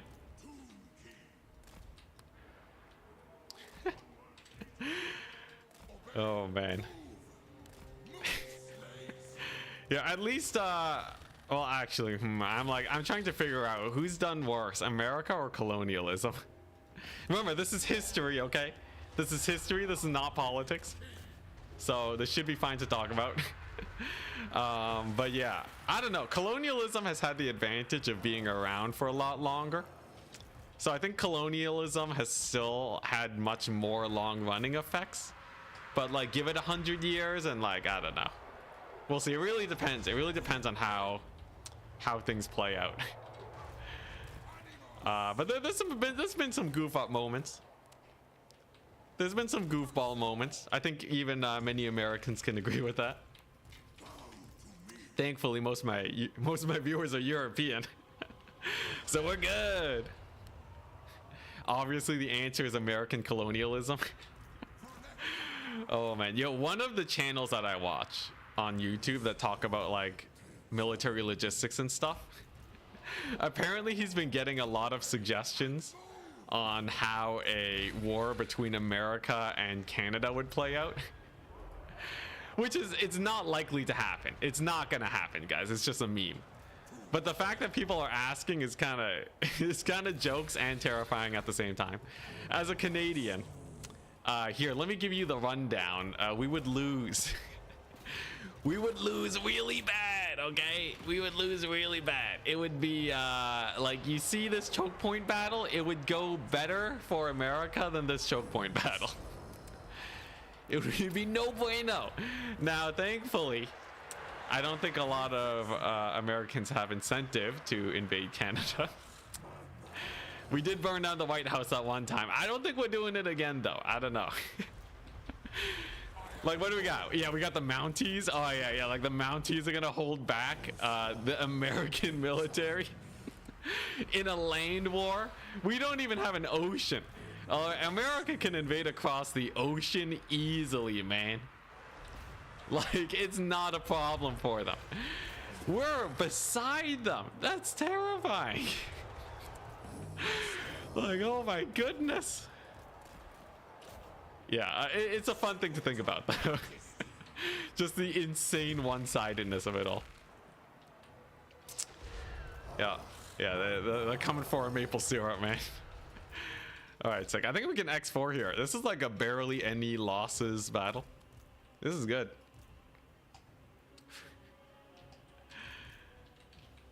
Might have served better not mentioning the whole White House burning thing. Also true, yes. The only thing we can do is immediately concede and hope that they give us some good terms and conditions. The pro strat. Or we can do the Warhammer thing, right? And be like, we will accept peace for $1. What if we give them one military base? I heard that was a good strategy. You offer one military base and they pay you $20,000 and peace condition. Warhammer's taught me anything. All right, sick. I think we're good here, right? It's like not much else. I guess I just start spamming the heals. Like, the artillery's just cooking. Obviously, we'll have to kill off as many Arachnarok spiders as we can here. Don't want to have to deal with those guys later. But, like, honestly, as scary as this stack looks, it's actually kind of a meme. Spider Riders and Arachnarok spiders is not the way to make an army. It just doesn't work well with itself. Like, it just has so many anti-synergies. All right, do I got another heal? I should. And there we go. Yeah, that is such a good ability. One in the world. I can really see why people were talking it up so much. It's kind of OP. It's basically a heal on the same level as Nurgle. Which I don't really need to say much else, do I?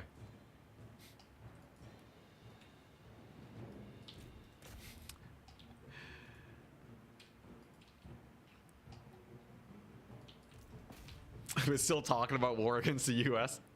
No, I think it would just be one state.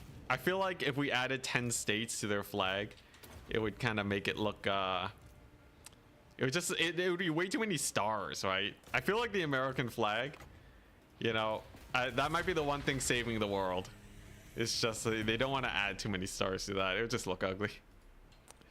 Also, another fun meme that has been birthed by recent events is people talking about all the places that have wanted to become an American state for the longest time. and they're just offering it to literally everyone else. What was the place? There was somewhere that like has been asking to become an American state for ages, right? Where was it? Was it Puerto Rico? Yeah, that's pretty big BM, right? Like, if they want extra states, you know, easy peasy, right? Just get Puerto Rico in there. I feel like this is big BM. Such is life, though. Puerto Rico, Guam, U.S. Virgin Islands, dang. It's already a territory, yeah, but like, don't they like not get the benefits of being a state or something like that? Like, it's like, I think they would benefit more for like, it comes down to like voting or something like that. And then like, because they're just like a territory, it like doesn't count. Something along those lines. The born U.S. citizens. No senators. Ah, yeah. So, I think it was something like that. Brutal. Yeah, so like, you know, it's kind of rough, right? You know, like being able to vote's kind of like it's kind of like a big thing. It's kind of a big thing that people care about. But oh, there's a bunch of reasons they don't want statehood. Oh, really? I thought it was more of a consensus topic. My bad then. All right, sick. So that's a pretty solid victory. And worst case scenario, there's only one Skaven army. I should be able to wipe out this Horde army. Recruitment's going well. And we will have a tier 4 in 3 turns. This is going good. Things are cooking. I just have to like keep winning these battles, okay? Like if I screw up even a little bit, things could go downhill incredibly fast because actually re-recruiting armies takes a while. Losing my main territory would be catastrophic. So we're just gonna take it nice and slow. Nice and slow. Think milk bags will still exist if US takes over Canada? It depends on how. Depends on how.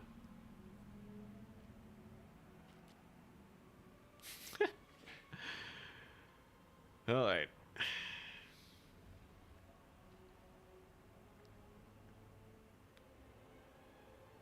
Yeah, yo, voting in general. Yo, first past the post. Hot take alert. This isn't political. This is just voting systems, okay? If CGP Grey has taught me anything, first past the post sucks. Being able to vote for one candidate, when you're choosing to get lunch with your friends, you get more options for voting. All right, voting with your friends is better than voting for prime ministers and presidents. I don't know why that's still a thing. Why? Can we just have a voting system? Because it's like there's multiple parties that are kind of nice to vote for, right? You know, why does it have to be one? You get like the weird like game theory that you gotta work through just so that you can get what you want. It's just a terrible voting system.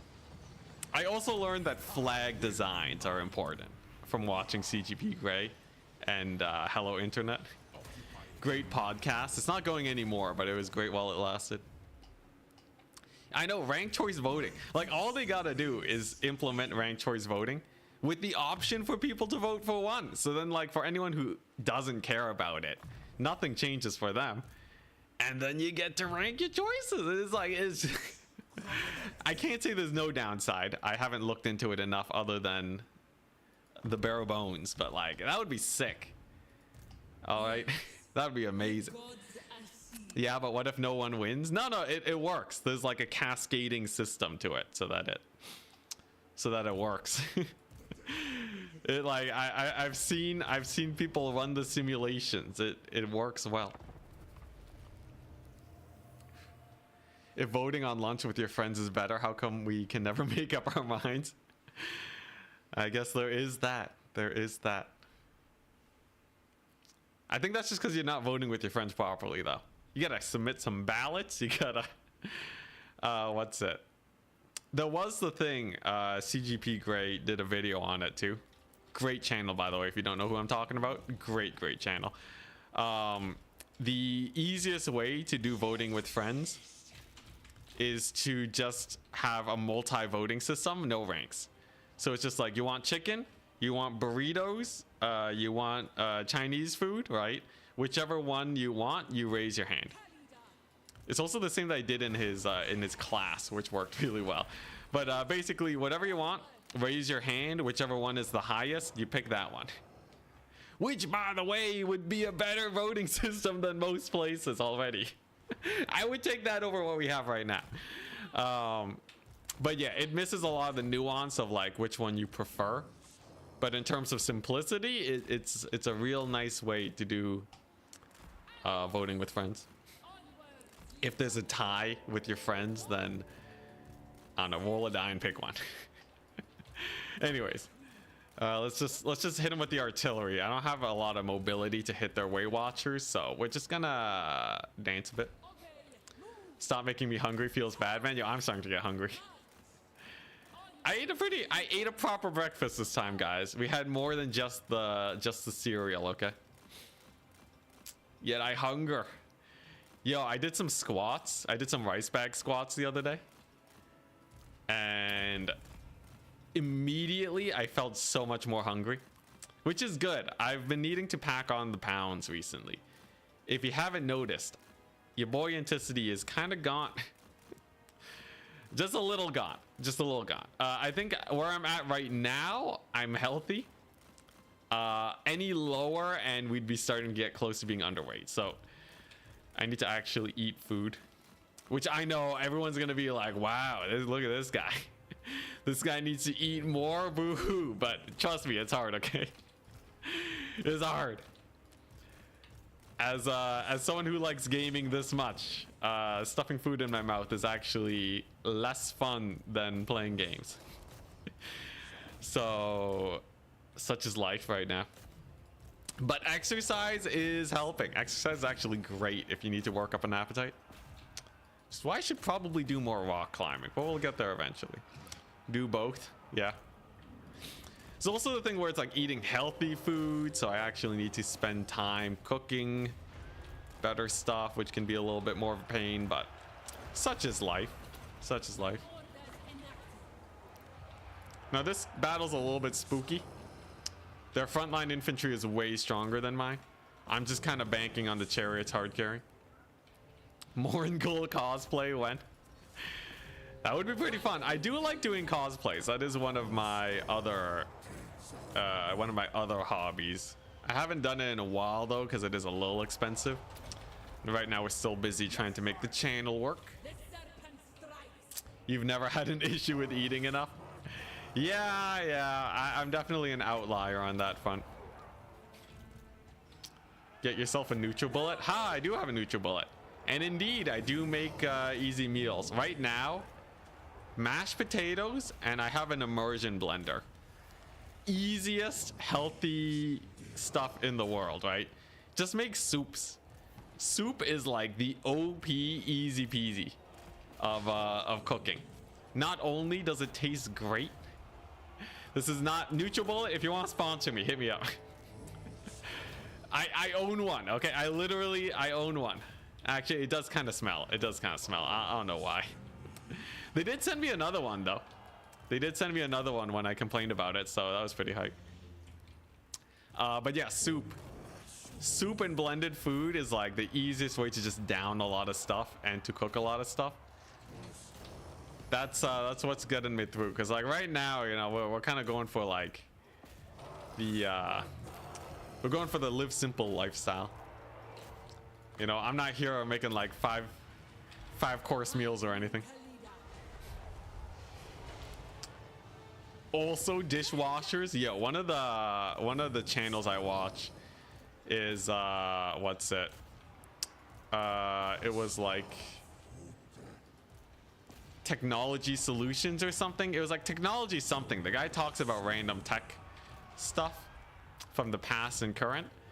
And I learned that dishwashers are actually a lot better than you might expect. Yeah, like my family has always hated using the dishwasher because they just thought it didn't wash things properly. Turns out they weren't using it properly. If you just buy yourself some powder detergent, it's so OP. You can put dirty dishes into the dishwasher and it comes out perfectly clean. You just use dish detergent and you make it do a 2-cycle wash, and you put soap in both cycles, and it's OP. It's OP. I don't have to do any dishes, pots, pans, except for non-stick coating. Don't want to damage that. But like stainless steel, just toss it in there. Dirty spoons, dirty bowls, whatever. Water is actually really low. If you shower, you use more water than your dishwasher. So just run it like every other day so it doesn't smell. And it's sick. It will change your life. Technology connections, thank you. It will change your life. This is the one big tip, okay? This is my one big tip. All right, screw the Warhammer tips. This is what you gotta do, all right? Get that powdered soap, because you don't need those mini packets. They're just so expensive, right? Like a box of like dish detergent powders, like what, like 12 bucks Canadian? It'll last you for like months. It's so good.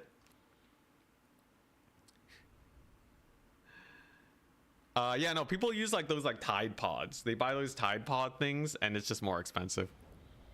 Powder detergent all the way, son. All right, cash money. I don't really need more cash now. We're kind of rich. Your apartment didn't have a dishwasher? It sucked? Yeah, no, they're legit, man. Perfect.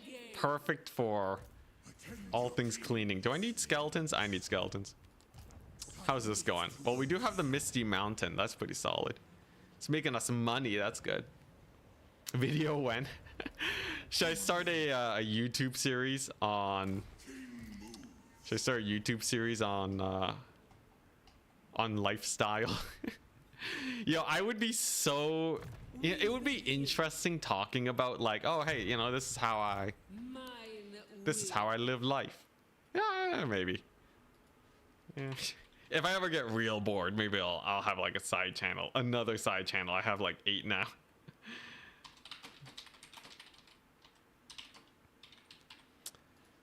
But yeah, that would be pretty jokes. I just have like a bunch of videos on like, hey, this will make your life easier. At this point, I've lived outside of my parents' house long enough to get like a bunch of stuff that's just kind of useful. Start vlogging. Do a series for household appliances, yeah. Let's see here. Actually, you know, that would be kind of fun. That would be kind of fun, just being like... Now, here's the thing, right? If I record in my apartment, 100%, you could figure out where I live, which is kind of terrifying. I'm a little bit wary of that. I've seen Rainbolt. And like you send them a picture of a cup on a table, and based on the grain of the table and which direction it's pointing, and a bunch of other things too, but like based on very little information, you can figure out what restaurant you are eating in. And I don't wanna deal with that. I feel like that's kind of terrifying. Also nice, we got our lord, we got our 5th lord, perfect. So Lamia should be able to hold. Yeah, so no windows, and maybe very zoomed in stuff. But yeah, I feel like that'd be fun. Maybe that'd be fun. Because there's like a bunch of like random mini things that are just kind of like, hey. Because like here's the thing, right? Luxury of being a streamer is that I actually get to put time into things that people might be too busy to do. Because like a lot of people, at least a lot of people I know, they have like 9 to 5s. they come home from work and then they're just tired, right? You gotta cook, you do some chores, and you don't really have time to like look into stuff. For me, right, I got all the time in the world to be like, you know, how can I make dishwashing easier? You know, that type of stuff. Let's make a tip video series on that. Easy peasy, done and done. Do not ask me to shame our clan. You can tell just from the reflection of my glasses. Well, like, here's the thing, right? You already know I am relatively close to Toronto. Yes. And that narrows it down a lot, honestly. Kind of spooky. Does this make no attrition? Oh, we just don't have attrition here. Wonderful. Well, let's just keep getting magic then. Hey, look at that. Okay. Yeah, I'm just going to get to the Nagash Czar and see if we can lock that down. It's tier 5 settlement, which is mighty good. Very good.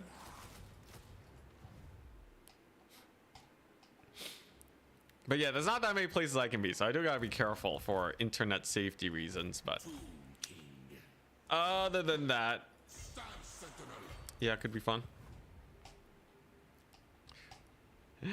If I figure out your location, can we go out for a pint? Let's see here. I don't want to incentivize people to find my location, so I'm gonna say no. But in the future, if I ever become popular enough, I'll do a meetup near the GTA. How about that? All right, we can meet up in Toronto, guys. Man, there really isn't. I wish I could spend more money. It's actually kind of hard to spend my cash. I should just be getting canopic jars. Stranger danger. Isn't like half of the Canadian population close to Toronto? Yeah, basically. If you look at the population map, it's all in the south. Yeah, right along the border. Because like the further north you go, it just gets cold. It just becomes an absolute wasteland. There are some cities a little further north and like really far away, but it's pretty wastelandy. Most people don't want to live in northern Canada. Oh, hello there. I see. It's the Waywatchers stack. Oh boy. Oh boy. All right, here we go.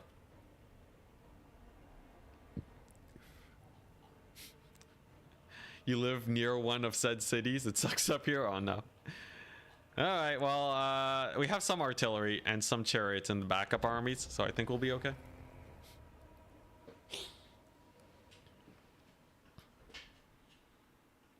Here we go.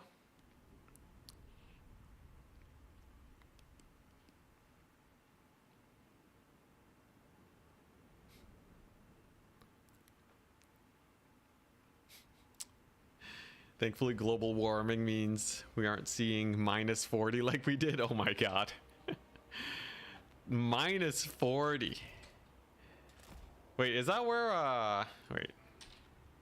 Fahrenheit, Celsius overlap. Is it overlap? Oh, it does overlap at minus 40. Oh, that's hilarious. Yeah. You don't have to specify your Fahrenheit or Celsius units if it's at minus 40. Pro tip, guys. Alrighty, here we go. Nice. So they're playing super far back, so I just gotta wait for the chariots to show up and then we're good. Then we get the Khalida over here. She has regeneration, so don't care if she takes a few hits. We'll do some dancing. I think we're fine. She also has a missile resist, right? 30% missile resist. That's not bad. Yeah, this is pretty good. It's pretty good. I think this will be a lot less scary than I thought it would be. All right. Actually, Khalida's tanking like a boss. These Waywatchers got nothing on her. I wonder why. It's not like she has that much resistance. So I'll still be a little careful with her. Here comes the main fight. And then we just gotta scoot on up over here.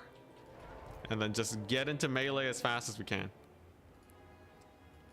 It's technically not global warming. It is climate change because some places get colder. Although I think the general thing is the average is warmer. Anyways, I refuse to believe talking about about this is political, by the way. All right, it's just mentioning it though. I don't know. My alarm bells are ringing. But why? Whatever, it's fine.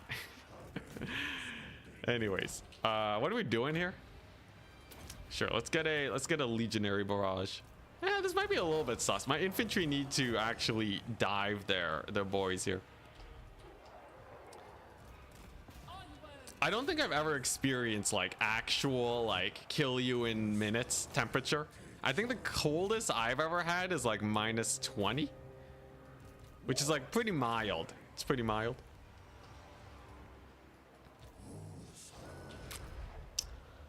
Yeah, I think they changed the name because it's like just to be more accurate, because there's like too many misconceptions when people say global warming. Fun fact though, I can guess about how old you are based on whether or not you say global warming or climate change. Then again, because like, okay, when I was growing up, it was called global warming, right?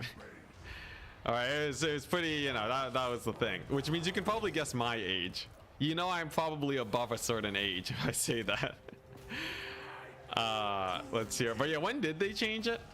Man, kids these days. Yo, do kids these days even get taught about Pluto anymore? They gotta, right? There's gotta be enough old teachers that are clinging on to the whole Pluto as a planet thing, where they at least mention it. I feel like it would hurt too much to be a teacher who just has to abandon what they've been taught when they were younger. Yeah, there's gotta be.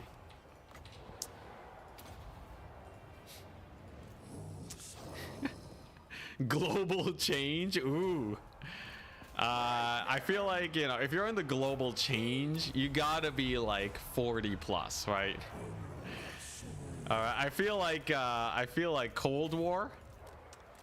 Cold War is the one where I feel like that makes you more prone to saying global change. I gotta say, I am happy that I was born post that era. My parents did have to live through the Cold War, and that's kind of spicy. That's kind of that's kind of terrifying. From what I've seen online from actual people who know what they're talking about, odds of nuclear apocalypse are basically like less than 1% right now. It was not less than 1% when my parents were around. It was not. It was simply not. I you know, every Thanksgiving, every time I'm reminded of it, it's just like, man, I am spoiled. I don't gotta flee Vietnam. Oh my goodness, what a wonderful life. That's the nature of science though, things changing. Yeah, I'm sure some professors will get over it, but I'm sure it still hurts. Cancel out global warming with nuclear winter. The pro strats. Yo, at the height of nuclear development, I'm sure that was a thing that would have been considered. Have you seen some of the crazy like crackpot plans they've okay, let's just bring these guys over. I thought the fight would end faster. Have you seen some of the crazy things they've had? Some of the things was like, hey, what if we launched nuclear missiles with nuclear engines? I feel like this would work. I feel like this is a great idea. Yeah, there was some stuff like that. Yeah, actual nuclear powered engines was a thing. There's a great video of it where basically they just shoot out a chain of mini nuclear explosions underneath a flat dish, and that's how they propel themselves. Actual craziness. It did kind of look like it was working though. Still absolute craziness. You know, it's basically Fallout, right? Just the Fallout games. They're doing that, but in real life. I will say though, a lot of nuclear things in general though are safer. Like nuclear power is actually extraordinarily safe. If you haven't guessed, I watch a lot of science YouTubers. So we watch what's it, Kyle Hill. from he had 2 channels. He was working with the company and then he left them. And now he has his own channel, and I forget which one is his own channel now. But anyways, big proponent of nuclear energy. It turns out, if you just let development grow 50 years from Chernobyl, people generally figure out how to make nuclear reactors safer. So it's actually really good now. Very little, like, you know, nuclear waste is generally much safer than any other waste because it doesn't go into the air. It's actually really good. It's really, really good. Do I watch Nile? Like what? Nile Red, Nile Blue? Yeah.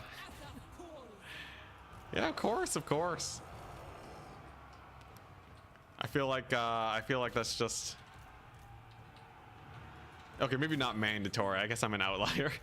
Yeah, my YouTube feed is it's a mix of science channels and people who watch, or it's science channels and like a bunch of military logistics stuff. So like people talking about like, hey, how does the N1 Abrams compare to? Okay, maybe not like that, because there's like a subset of like military videos that are less interesting to me. I'm less interested about like, hey, here's a gun channel, right? I'm more interested in like, hey, here are how the political players work with the world right now. You know, I can just give the channel name, right? I watch a lot of Perun. I watch a lot of Perun. I watch a lot of lines on maps. I would suspect a decent number of my audience has an overlap with this, given that we play Total War games. If I had to guess. But yeah, a lot of those guys, and then I grew up watching SciShow, that type of business. And that's my YouTube feed. Is there anything else I watch? Not really. Yeah, not really. I watch StarCraft. I watch Loco, I guess. Yeah, I watch Perun. I watch a hell of a lot of Perun. Yo, so good. Quality content. I can't believe it. Yo, when I'm here struggling to make a YouTube channel and he's making slideshows work, that really tells me I just gotta make my content better. He literally his format is slideshow lectures. It is exactly the same as what you would expect a lecturer to do, but he does some good lectures, man. He does some good lectures. If he was a professor, he would be one of the best professors ever. The students would love him, man. It's like a nice mix of like comedy and education. Here's the thing though, right? It is an entertainment based thing. Like you can't do a lecture based off just cool things, right? Actually, he does do lectures, doesn't he? I think he actually does do lectures, but for those, you actually have to teach them how to do the math and all that, which he usually skips over for his videos, so I guess it makes sense. Either way, great content. Yeah, it is very much video essay format. So it's not entirely divergent from how most YouTubers do things, but it's definitely not like the fast-paced YouTubing thing that a lot of people do. Which is what I'm trying to branch into. We'll get there eventually. Yeah, working on the humor is something that I'm trying to get used to. Cause like it does not come super naturally. All right, as much as I have, you know, maybe some like interesting moments, if we're talking back to back, gotta be entertaining, that is a difficult thing. That is very difficult. I find myself repeating very often. But you know, another thing. Well, we'll get there. We'll get there. I gotta work on my stand-up. And then if YouTube doesn't work out, just become a stand-up comedian. Pro strat. Feel like a ton of Warhammer YouTubers just copy each other. I think you can just be yourself. I can be myself up to a point, all right? Here's the thing though, okay? If I were to teleport into the past and little old me was like, hey, Enticity, because yeah, he's gonna call me Enticity. It's gonna be like, how do you How do you pick up girls? How do you get them to like you? I'm always so awkward when I talk to them. I'm not telling them just be yourself. That is the worst advice, okay? Like, you know, obviously don't stress very much. You know, don't be something you're not is very important. But no, I gotta have a sit down talk and be like, okay, no, this is how you not be awkward, my dude, okay? Okay, I know there's a lot of things. There's a lot of things that make you awkward, okay? Talking about games, that's fine, okay? Find someone that likes games, that's great. But there's a lot of weird things you do that we gotta cut out. We gotta work on that, okay? That, you know, I'm sure there's many weird things you do that are 100% part of who you are as a person right now. Let's work those out, okay? They don't have to be you. What are you doing, man?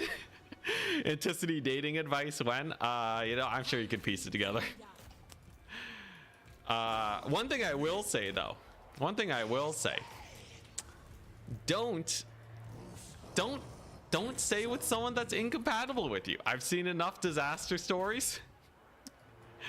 All right, better to be in a good relationship than in one where you are suffering, even mildly. Settle for more, okay? Don't settle for less. That would be my advice. Other than that though, my overall dating experience is generally rather low.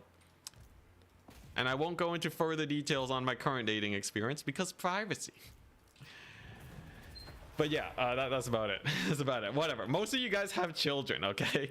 Most of you guys are in your 40s. You don't need my dating advice. Also, dang, we lost a lot of units. That's a great thing though about having an older audience, is that I don't gotta worry about managing 10-year-olds. Nothing against 10-year-olds. I'm sure there's a few of you guys. Actually, I know there's a few of you guys. But like being able to talk, to chat, and not wanting to throw up, thank you guys. I appreciate it. Overthinking isn't gonna help. It depends. It depends. It depends on how much of a mess you are, right? If you're a complete mess, you can work on that. You don't have to be perfect, but like working on yourself is important. Woo, we took some casualties. At least that's most of the Waywatchers gone. Oh, okay, it's just one army. We're good. What, we got Khalida and the boys. All right, we should be fine. We should be fine. Do I auto-resolve this? Dare I? Dare I? Who else is nearby? Krokar? He's too far to hit me in one turn. Okay, you know, a quick save and auto-resolve to save us all some time. You're 35, so you're getting most people here are about 20-somethings. Actually, most people are, based on my viewer metrics, most people are in their 30s. I don't know how it works for stream viewers, but most people that just watch my videos are in their 30s, which is crazy. Which is crazy. All right, y'all's are ancient, man. Okay, I'm sorry. I gotta stop doing that. But dang, man, boomer game confirmed. Yo, it's like we're not playing Fortnite here, okay? All right, it's yeah, absolute boomer community. It's great though. It's great. Easy victory. It's not an auto resolve though, but we got chariots. We'll be fine. You're here to represent the Zoomers at 24. Dang, we got a young'un. We got a young'un in chat. Okay, no, 24 is not that old. So, okay, so if you went to college or uni, you'd be finished. You were probably joining the workforce or about to join the workforce. Or if you finished school early, nothing wrong with that, then you are already in it. Which, like, I think that puts you in a respectable group, right? If you're still in school, then the boomers are gonna look down on you, okay? All right, you haven't seen the world yet. All right, they're gonna call you kiddo. It's gonna be brutal. 34. Total War is kind of boomer content. It really is. Do you still play competitive multiplayer? I don't play competitive multiplayer, but I do play an odd tournament every 2 weeks or so on average.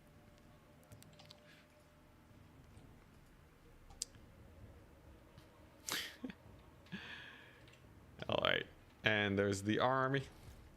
But yeah, it's really interesting. And nice. I do enjoy the community here. Okay, really though, right? Like most, like if we just look at Turin, right? I think like I think we're basically there. Although I will say though, it is pretty jokes. It is pretty jokes in my stint in the multiplayer scene when I was playing against Turin a lot. Like we would just go on Discords and chat it up. Unfortunately, there were a lot of situations where I just could not relate to him because, like, yeah, the year difference is pretty brutal. I am amongst one of the younger Warhammer community members, not the youngest, but definitely on the lower range. Like Star Wars is out of my range. It's crazy. It's crazy. What else? World of Warcraft. I played it a little bit, but like I didn't really know what I was doing. Had I been a bit older, I think I could have done it. I think I could have played it. Then again, my parents also had dial-up for the longest time, which kind of put a hamper on my integration into the wider internet world. So maybe I would have been a part of the World of Warcraft group. Hard to say. Who's the youngest? Oh, I don't know everyone's ages, man, but I know I'm definitely not the youngest. At this point, the Sherlock Holmes of the chat are probably starting to pinpoint my location right now. All right, it's like you're narrowing it down right now as I speak. But just please don't leak please don't leak where I live, okay? Just all right, you don't benefit from it. There's a quote where it goes something along the lines of like, my safety is, or like my secret is safe with your what was it? My secret is safe with your, what was the thing? What's that word? It's the word for like lack of caring. Oh, is this a Critical Role thing? I did watch Critical Role for a little while. It was like a D&D show, but anyways, someone said like your secret is safe with my, what's the word? I'm going crazy. Apathy? Close, not quite. Was it apathy? I don't think it was apathy. Indifference? It was indifference. There we go. Yeah. Oh man. Woo, that took way too long. But that's the gist of it, right? No one's actually safe from being hacked. It's just that the actual good hackers don't care about your bank account or your information. But yeah, there's like some scary targeted attacks. Honestly, yeah, doing that one course on internet security was kind of terrifying. Enlightening, but terrifying on what people can actually do if they really wanted to get at your information. All right, so this should be army losses soon, right? Too small to fail. Ah, yeah. Love it. That's how we live life. All right, sick. Autocorrect killed you, right? You live on a pirate ship. Pirate ship gaming. Yo, there are people that live on the sea, right? Isn't there like isn't that like a thing where people just live on like on a boat? Not my lifestyle. I don't think the internet connection would be good enough. But interesting way to live. I feel like I'd run out of things to do though, right?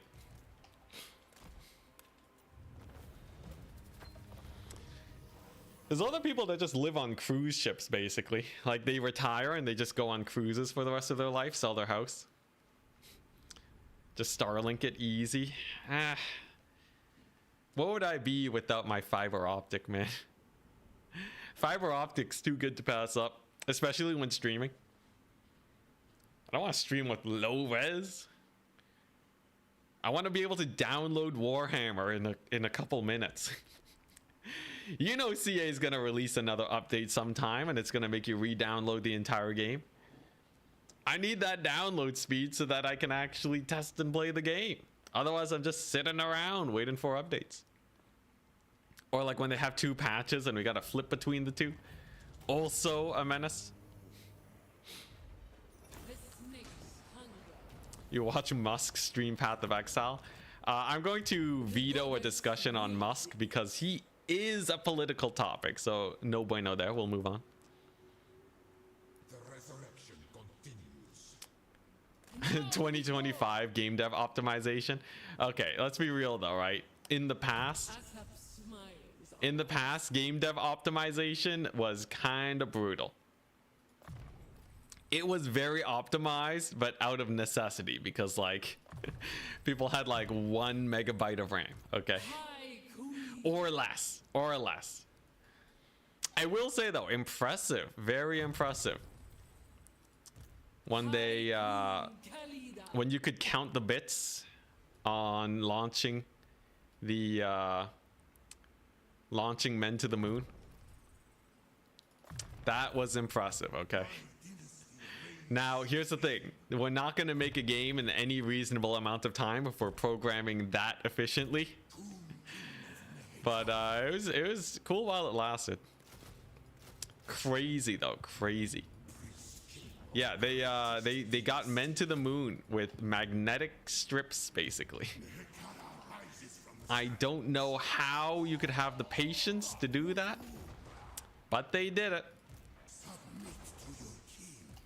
Okay, I think we can go into normal stance now for that extra movement range. And then what? It's just we kill the ogres at the Desolation, and then our journey to Nagashazar is a go. Now, can I global recruit? Indeedly doodly. Very nice. Oh, hey, tier 4. Amazing. We can get these right away. What does this do? Research rate? That's... Is this worth? I'd rather have more units, right? Can't I just work my way up towards Necropolis Knights and like get a bone giant? Why would I want that? What does this do? Lord recruit rank, canopic jars. Did I say cornucopia again? Are we going loreful objective? I'm just kind of trying to stabilize myself and then we're good.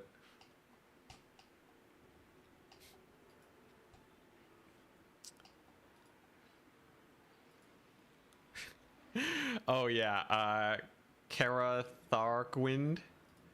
Yeah, the floppy disk. Yo, there's kids now that don't know what keyboards are. They don't know what keyboards are or controllers. There was a story of I think this was Pirate Software talking about it, where kids would see the keyboards, they would see the controllers, and they would just try tapping the screen. Breaks my heart, man.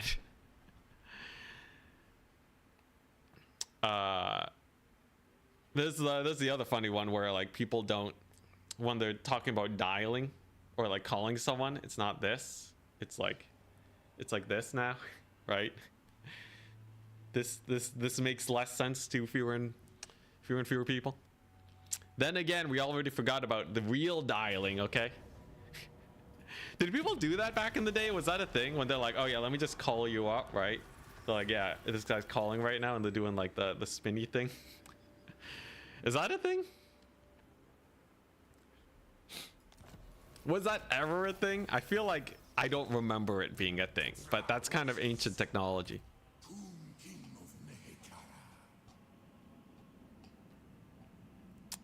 Super slow, yeah, I would imagine.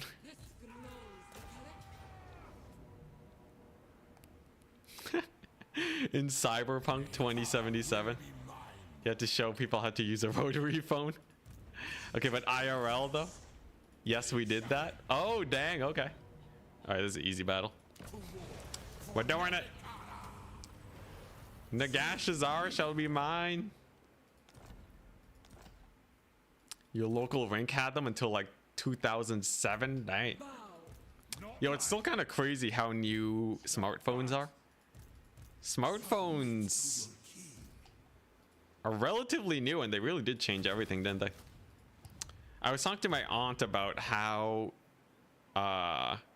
like she had her car break down back in the day on the side of the road, and she had to obviously, you know, had to get help, right?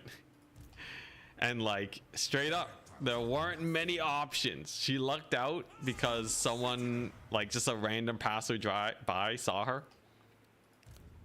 and decided to like help pick her up and drive her home.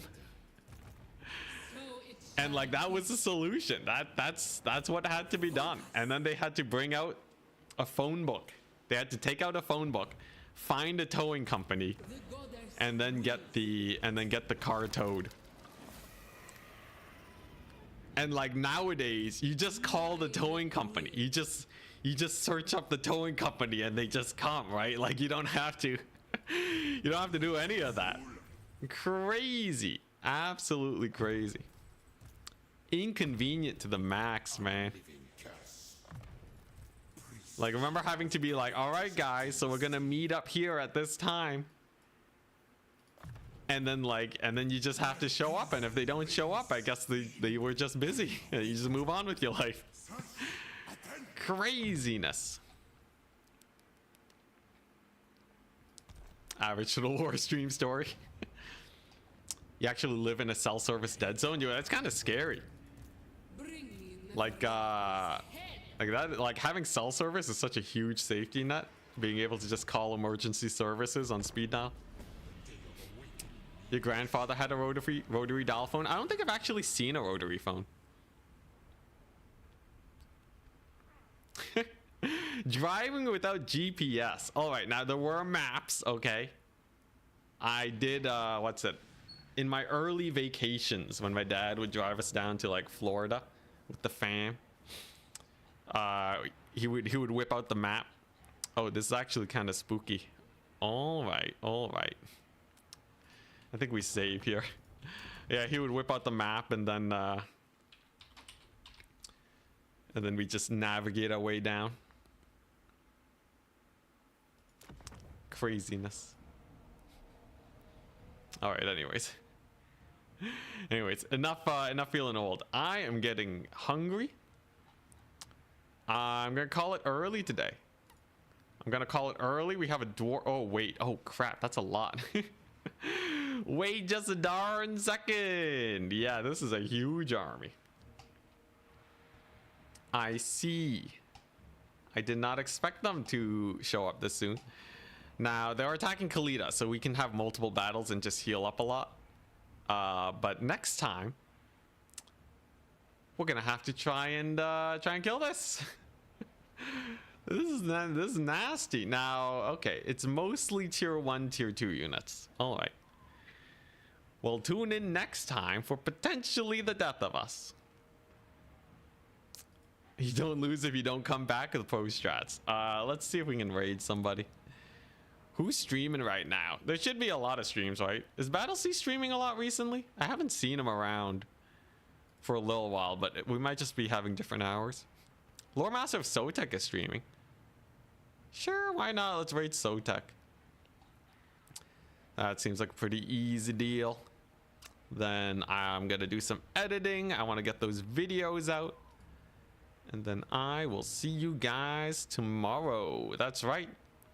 Back to back to back streams, people. Except if I get tired, then I'll take another day off. Let's see here. Where is he at? Lore Master of Sotek. Okay, so we'll start the raid. Peace out. Have a wonderful day. Show him some love. He's playing as the Greenskins. Gorbad. Very fun. And he's fighting the Empire. Classic. All right. I'm going to dip, though. I got to eat. Peace, peace. Have a wonderful day.